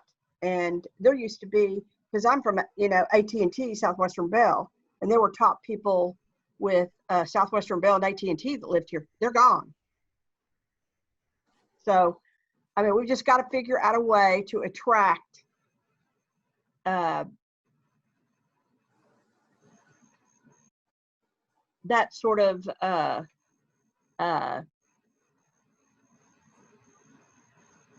group of people to move here. And you know, I've had an idea about like bringing a theater here, like the Magnolia or one of those that have high-end movies, and a more educated group. When you go to the theater, it's younger, educated people that read the books that come out in the movies. And there isn't one that's closer than Mockingbird as you go south. There's a bunch of them when you keep going all the way to Plano. But to me, if we could get one of those to locate, say, behind Main Station, like where that apartment complex is, I know he said he'd sell it to us. And, you know, put in, I think businesses would go back there that go to the theater. Yeah, I think that'd be great. And I think what, you know, you're describing, I think Mr. Anderson's talked about that a lot.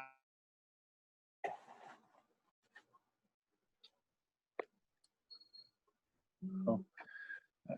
Mr. Dial, looks like you froze. Froze up. Yeah. Oh, sorry. Okay. Can you guys hear me now? It says my internet is unstable. But I think, you know, regenerating Duncanville, the younger people, the younger generation coming in, and I think Monty's talked about that a lot. And I really didn't know that was happening, to be honest with you, until Mudhook opened, and I walked in there the first time and saw, God, where are all these people from? And they were all half my age, and you know, it was refreshing to me. So I think that's where the real challenge is to get that type of the young marrieds or the young singles coming back to Duncanville and you know, establishing that next wave to grow up and raise their kids here. Very good. Thank you, Steve. We've got to wrap it up and keep moving along. Thank you for all your past service. Thank you for your time tonight as well and your past service. I look forward to working with you guys in the future too and making this city a better place. Thank you, sir. See ya. All right, Mr. McLaughlin, it is your turn. Please turn on your microphone.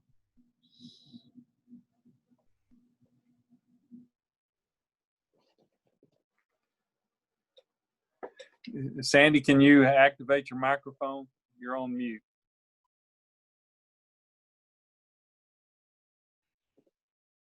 There you go. Can you go ahead and talk for us so we can hear a little of that brogue?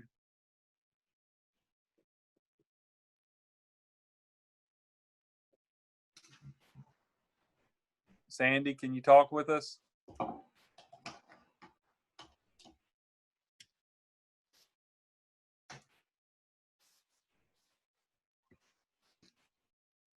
Hello? There we go. We have you, Sandy. You know all of us, so we're not going to do any introductions per se. We want to thank you for being our on our park board and serving. So why don't you tell us a little bit of what you envision going forward?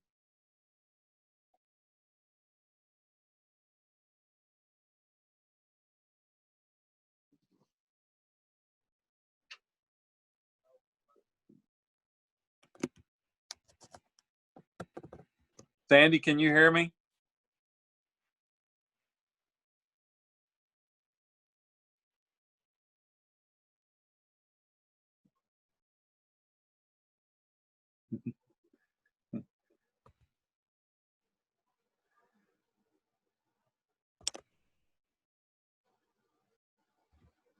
Sandy, you're live. If you can go ahead and just talk with us.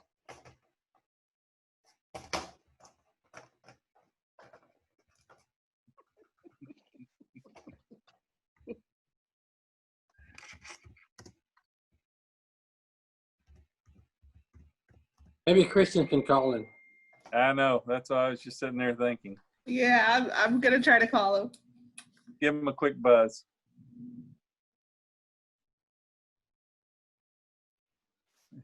Monty, you have a... Just jump up and down, Monty. Yeah. I was seeing if he could see us. I thought if he could see us, we'd say, we can't hear you. You hear the phone? Yeah, I can hear the phone. Hello? Hello? We can hear him.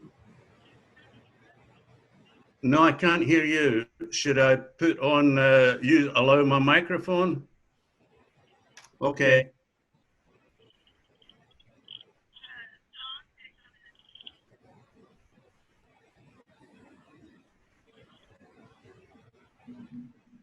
Mr. McBurnett, can you say something so we can see if he hears us? All right, Sandy, can you hear me? No, I can see Councillor McBurnett, but I can't hear him. Okay.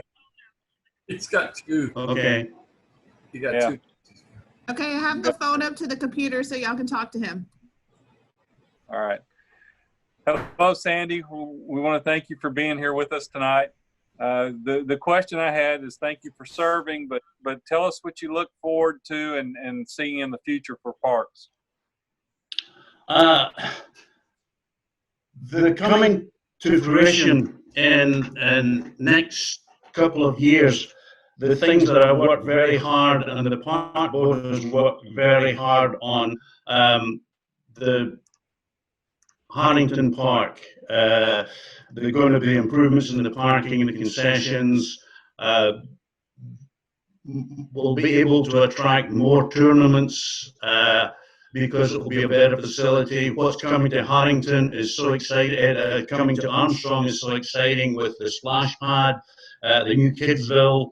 And if we get grants from the state, and we're optimistic and hopeful, we should see even more improvements there. And it's just, these are things that was in the Park Master Plan Commission. I've been on the Park Board, interviewing consultants. I served on the Citizens Bond Commission to bring these things to fruition. It's just been an exciting period, and I'm just looking forward to seeing some of these things coming to fruition, and then I'm calling it a day. Councilmember Cooks? Here, Sandy, so I was thinking, I was reading that you was looking for a new board. Is that not right? A new board? Yeah, did you want to return to the park board? I want to be, yeah, I would like to be reappointed for one more term to the Park Board, Councilmember Cooks. Okay, thank you. So, Sandy, what challenges do you see from the park board? You lost 2 or 3 key people. What we did, but I was reflecting on that when the boards were reconstituted in 2015. That's when we all came together, and 4 of these members have now, for various reasons, gone off the park board, but some excellent members have come on.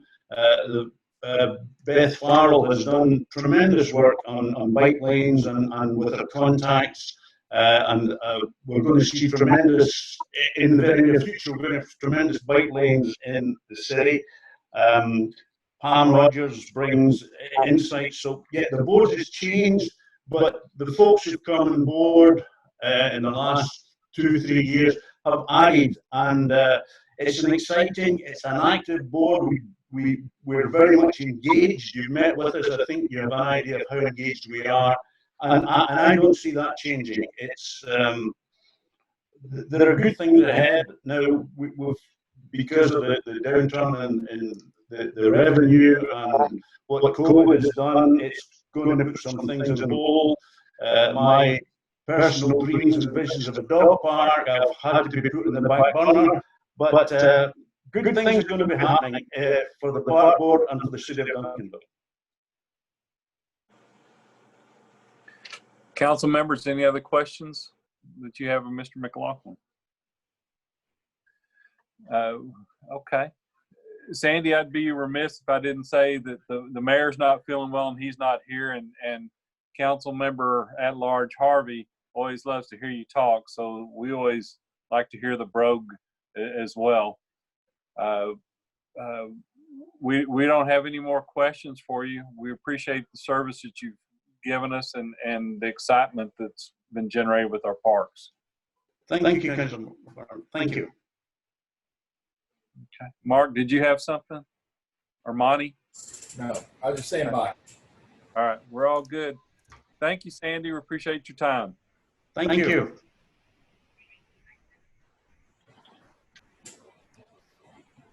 Okay, so our next one is Miss Patricia Fields. So if you could go ahead and turn your camera and your microphone on.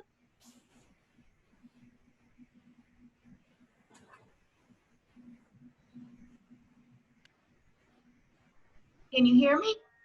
Now we can hear you. Okay, how's everybody doing tonight? Doing well. Thank you, Ms. Fields. We'll go through a quick introduction session. In the top screen that I can see, we have Council Member District 3, actually this time, is Monty Anderson. And then I see Council Member District 4, Mark Cooks, and Council Member Joe Veracruz, District 1. And it looks like that Johnette Jameson is trying to come back on, but I don't see her. And I'm Don McBurnett. I'm District 2 City Councilman, Mayor Pro Tem. We want to thank you for your time this evening. We see that you're a new applicant, so why don't you tell us a little more about yourself and how you see your role and all right, well, okay. I've lived in the Duncanville area since 1978, so I've been around for a little while. Both my kids graduated from Duncanville High School. I'm heavily involved with the Citizens on Patrol and volunteer quite a bit at the police department here. But I would like to get more involved with the city and see what goes on around the city. My husband at one time was on the sign board, and he's on a different board at this time. But I know when he was on the side board, he enjoyed it and meeting the different people. And that's my goal, to give to the city my perspective, and I don't really see anything about getting out of it. The only thing is I want to give to the city what I can and hopefully make our city better. That's my goal. very good, and thank you. Council members, do you have any questions for Ms. Fields? Mark? No, come on, guys. Mark's got. How long served on the Citizens on Patrol, and what did you like about it? Oh, I'm still on the Citizens on Patrol. I've been on it since '06, and I enjoy going around the neighborhood and see what's going on in the neighborhood. Plus, I volunteer in the police department itself. I help in doing a victim advocate entry for the victim advocate lady there, and also I enter a lot of the pawn tickets, and I work closely with the volunteers and Doug Sis there at the police department. When you think about the sign board, can you give me a little bit about what your thoughts are on the sign board, and what we should allow or not allow? Right. Well, a lot of times going out, and I know the people that put up the signs,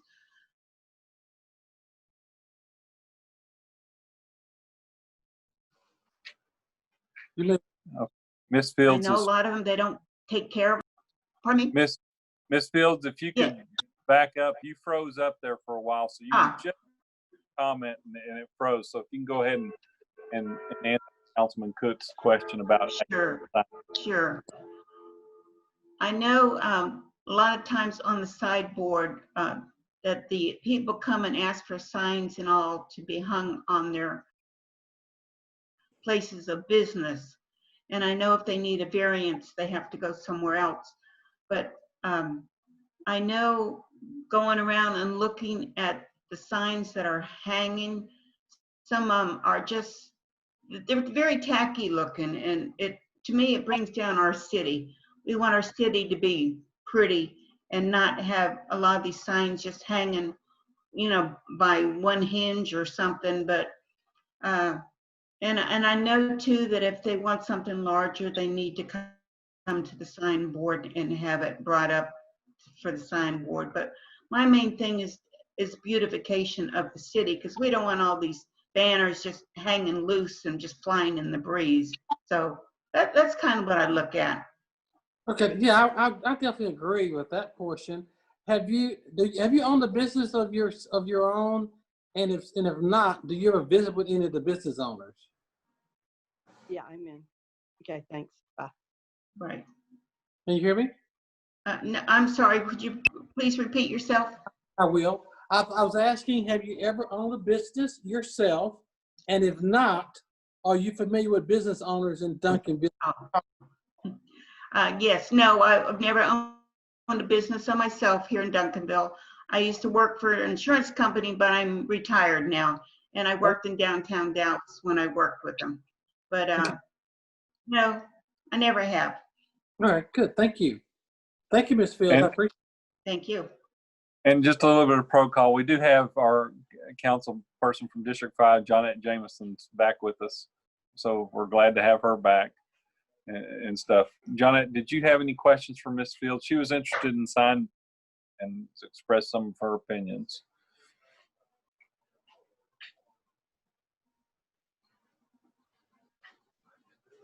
You're muted, Johnette. I'm sorry. There you go. Okay, got it. Sorry, I got kicked. I just got totally kicked off, and I had to come back in. I know how that happens. Yes. It's like, whoa. That you've done work with the Duncanville Police Department? Yes, and I'm still involved with them. Yes, I do volunteer work for them.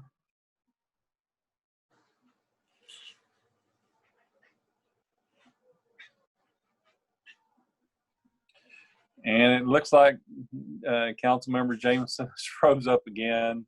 So I'm not sure what. There you go. You might be Mine's back. off? There you go. Back? Try again, Johnette.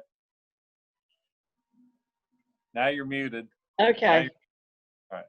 I was just curious what you did volunteer for the police department. Yes, ma'am.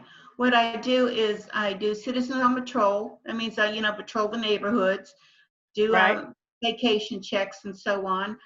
I enter victim advocate stuff for the victim advocate person there at the police department. I do a lot of the data entry for her. And also I enter a lot of the pawn tickets that have to be entered manually from the pawn shop down near Kroger's. You entered the pawn shop tickets? Yes. For the police? Yes, ma'am, I do. So they can see if the items are stolen? Yes, so they can go back and check them, yes. Oh, okay. So how'd you get started doing that? Well, I opened up my big mouth and said, what can I do to help? Here's that taught you, huh? Yes. Okay, so now you, and I know your husband. Yes. So does Joe. Yes. And so the signboard sounds like something that you want to do. Yes, ma'am. I'd like to try to get involved. Okay. I bet if you enter the pawn tickets, I bet you have a lot of work. Well, right now, due to COVID-19, it's way down pretty low. But normally I do it on Tuesdays and Fridays. And now we're only down to like entering maybe 10, but we used to do almost like 40 a day. But Yeah. it's way down because of COVID. But I either do it at the police department I have in the past, but now I can do it at home. And when the detective is nice, and it brings it to my front door for me. Well, isn't that lovely? Okay. Well, I guess you want to keep volunteering for things. Yes, ma'am. I like to stay heavily involved with the community if at all possible. Perfect. Okay. Council members, any other questions for Ms. Fields? Okay, seeing that we don't have any, Ms. Fields, we want to thank you so much for what you do with the COPS and with the police department, as well as putting yourself out there to volunteer even more. Thank you, and thank you all for your time. Thank you. All right. Good night. Howard. Howard, you want Howard? No, I said Howard. Howard's your husband. Yes, Howard is my husband, yes. I was going to say, if you want, I can go get him. He's watching the news. No. Okay. I hope he enjoys it. I'd like to be doing that also. Okay. Well, thank you very much, and y'all have a good evening. You too. Thank you. Thank you. All righty, Brenda O'Brien is next, so go ahead and turn on your microphone and you're good to start. There we go. Okay, can you hear me?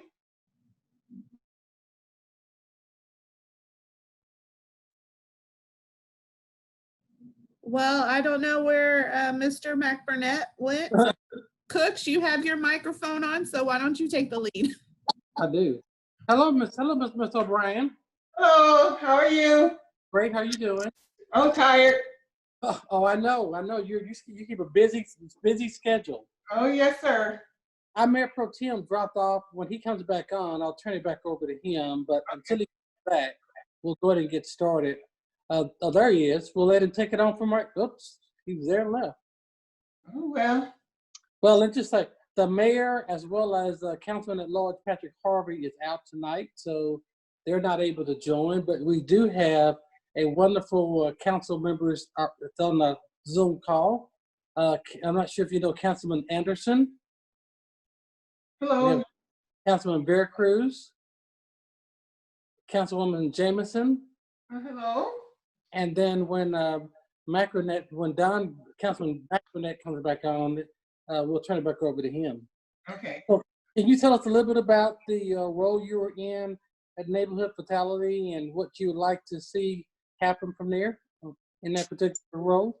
Well, I've been with the Neighborhood Vitality Commission since the inception of the commission, because I just have a very strong desire to be a part of a change, a positive change, and a positive force in my neighborhood. And I always think that it's important that you lead by example, and sometimes examples are very tough. And I don't buy into complacency because of where I live. I think because of where I live, I should have more pride in what it is I do and how I carry myself, and I can influence my neighbors to do the same. Well, I think you do a great job in that, especially when I'm driving the neighborhood to see you out working in your yard. And your street, for sure, carries a very heavy weight of having a very nice landscaping yard. Our Mayor Pro Tem's back on the line, so I'll turn it back over to him. Thank you, Mark. I appreciate you doing that. I'm not sure what happened on my end. Council members, questions for Ms. O'Brien?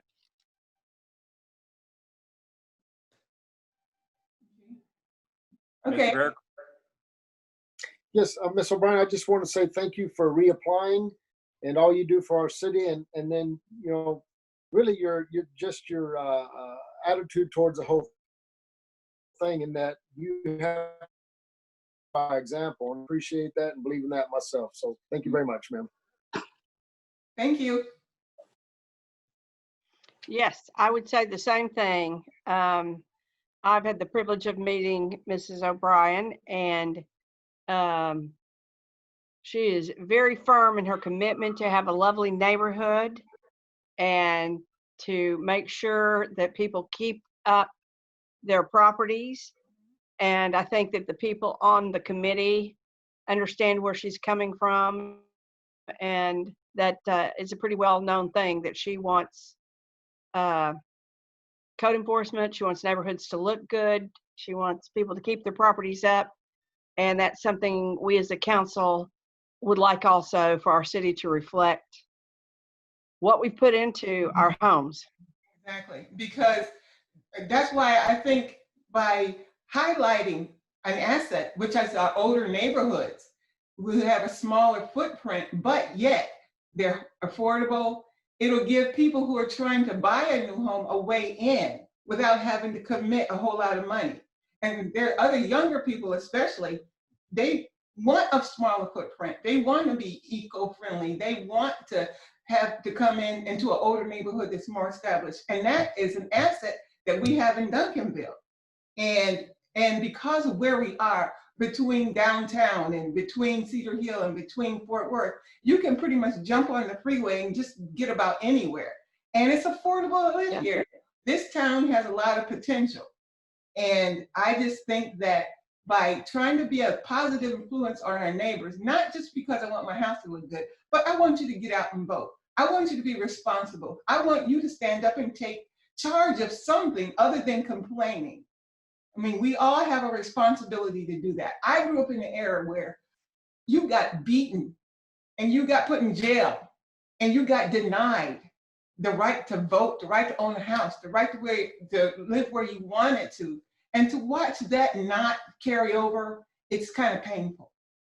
So I just think that in order to facilitate a change, it's got to start with me. Good for you. And I really wanted to use that nice little,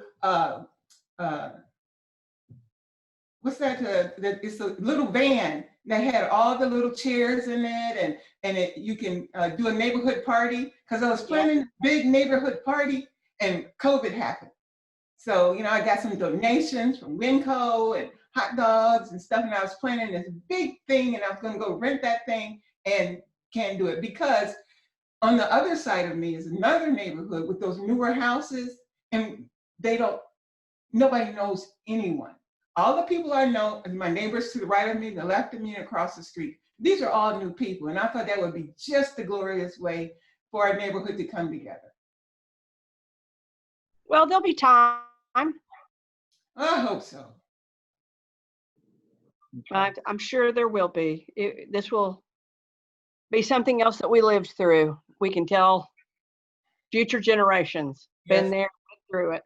Yeah, and the thing about that is working in the healthcare field, I have my own small business. I'm an occupational therapist, and I see these people after COVID, and they can't walk, they can't move. I have a young man, he is like 24, and he has major contractions in his arms and his legs from laying in bed so long, he can't bend his arms and legs anymore. And when you're in there and you're working with these people and you're trying to tell them about how serious they need to take this, you know, when you're talking to them in my situation, it's a little too late. So that's why it's important for us as a community to have a strong, presentation of what we need to do to stop the spread of COVID. Or else, well, you need to speak out then, because I know I still hear a younger generation that they aren't taking it seriously. They don't believe it. No, they don't. So it's well, when you're young, you can conquer the world, and you're healthy, and you're not going to die. Oh yeah, no, you're young. You're young. Yeah, you're 19 and 20s for old people who are like 50 or 40. Y'all old. Yeah, that's right. They die, not us. That's right. Any other council members have questions for Ms. O'Brien? Okay, I'm not seeing. Ms. O'Brien, we want to thank you for your time tonight and also for your past service as well. No problem. Okay. All right, council members, we do have one more, and the paperwork was turned in, and we've been sent an email regarding it too. And so this is Greg Zilka and this is our last interview for the evening.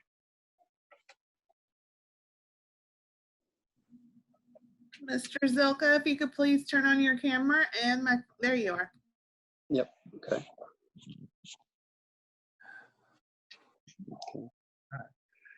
Hello, Greg. Hello, Don. We're glad. I think you know everybody on the council. I do. Thank you. And stuff. I haven't seen you with whiskers, so I know. So I was having to get used to that a little bit. Greg, tell us, a little bit what you've been through with P&Z, what you'd like to see with P&Z, and what challenges or anything else you have. Okay. Well, I'd like to stay on board again and stay with it. We've come a long way. I was thinking back when Ms. O'Brien was talking about all the great things that we've got going on in the city. We passed the bond package, so we're investing in our city. We've got a TIF district, which is investing in our city. We've got EDC, which invests back into our city. So we've got a lot of great things going for us in that aspect. We're looking at a comprehensive plan and implementing that, which in turn would lead to some opportunities in updating some of our zoning. So we've got some opportunities there. And Ms. O'Brien kind of talked about our area, and I think she hit the nail on the head about different size homes for different different groups of people with different financial incomes, so that if you want a very small house, you can move to Duncanville and afford that. If you want a medium house, we have that in the area. And if you're looking for a larger house, we have that. Duncanville is a very affordable area in the Metroplex.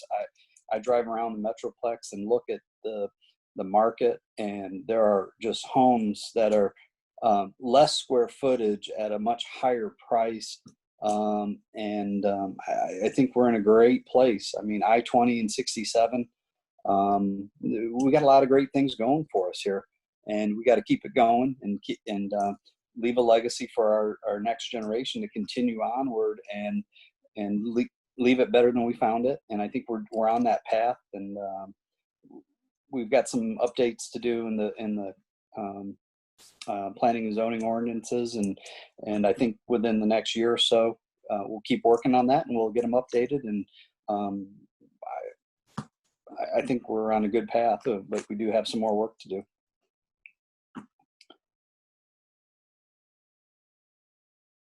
Don?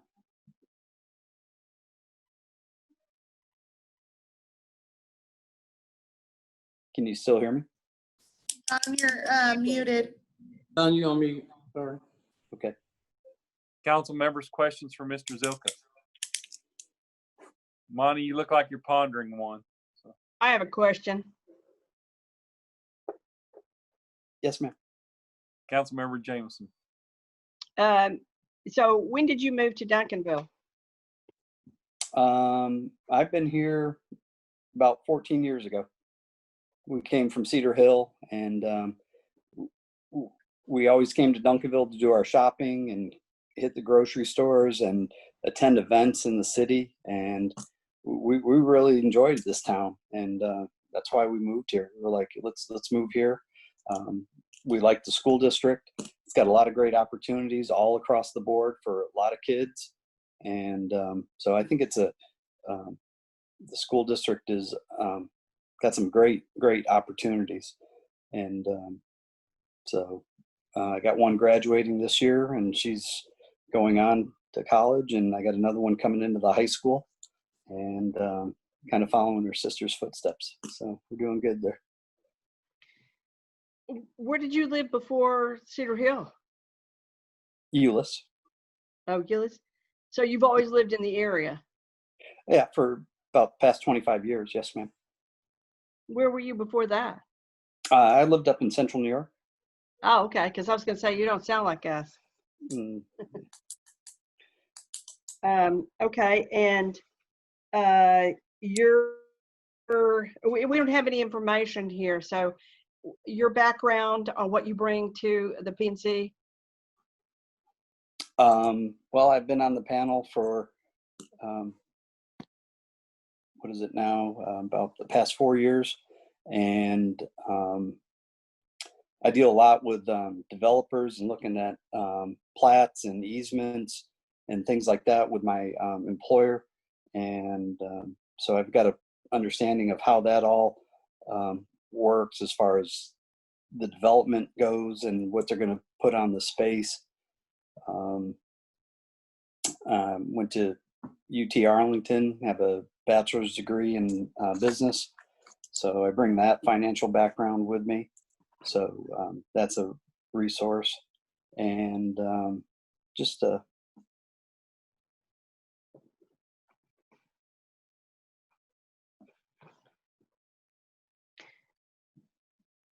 Councilmember Veracruz.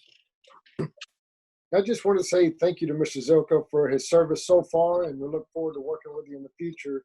I know that I was reaching out to him on some questions on, P&Z stuff, and right before the COVID stuff hit, so didn't get a chance to take advantage of that. But sir, I appreciate all you do. Thank you. Well, thank you, Mr. Veracruz.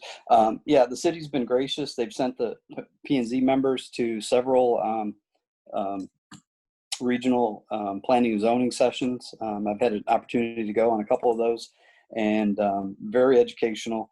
Encourage anyone that hasn't, like yourself, if you haven't been, to next time they come around and we get back into attending those type meetings.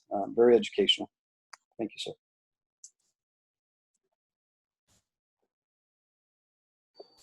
Councilman, questions for Mr. Zilka? You had not filled out the paperwork and turned it in before, so I'm just curious. Oh, no, it was turned in, and the city secretary emailed it out to us today and stuff. He was Well, just I getting. talked to her. She said it was not. No. His paperwork was turned in. It was turned in June. We weren't able to get in contact with them for an interview. Oh, so you did have it. Yes, he did Yes, have ma'am. it in. Yeah, I turned my paperwork in on time, and Chelsea called me today and was looking to schedule an interview, and I did not get any emails from her. I went back in my history, and the last email I had gotten from Chelsea was Kevin Hugman's retirement. So I don't know what happened there. That's no problem. You got it in, and that's the important part. Okay. Any questions for Greg? Comments? Greg, do you have any comments for us before we depart this evening? No, looking forward to getting the joint meetings going to look at some of the issues that we have going forward in planning and zoning, and make sure that we leave Duncanville better than we found it. And we are landlocked, so we have to strategically use the spaces that we have available to our best use. And that's my goal for being involved with the P&Z panel, is that that we use the spaces that we have left and improve our city while balancing the economic needs of the land developer and the benefits to the citizen, and making sure it's the best interest for all involved, and that it's a win-win for both the city, the citizens, and the developer. Okay. Greg, we want to thank you for your time tonight. Doesn't seem any more questions, and appreciate your past service, and glad you're here in Duncanville. Okay, thank you, sir. Yeah, thank you all for all your hard work, and all the council members. I know you folks do a lot of work and effort and preparation, and thank you for serving the city and everything you guys do. I just want to make sure that you guys are recognized as well, because I know that you guys work tremendous amount of hours, and thank you for being here tonight. Thank you. Okay. All right. So that concludes our interviews for this evening. And as the mayor had discussed earlier, we were going to get a few dates from the city secretary to make our determinations and stuff. So any comments or questions before we depart? Mr. Veracruz, did you have, Mr. Cooks? Thank you, Don. Great job for doing it for the last couple of days. Really appreciate your leadership. Thank you, sir. Mr. Anderson, anything? Okay. Ms. Jameson, anything? All right. Well, then we're going to go ahead and call this meeting adjourned at 9:39 p.m. Have a good evening.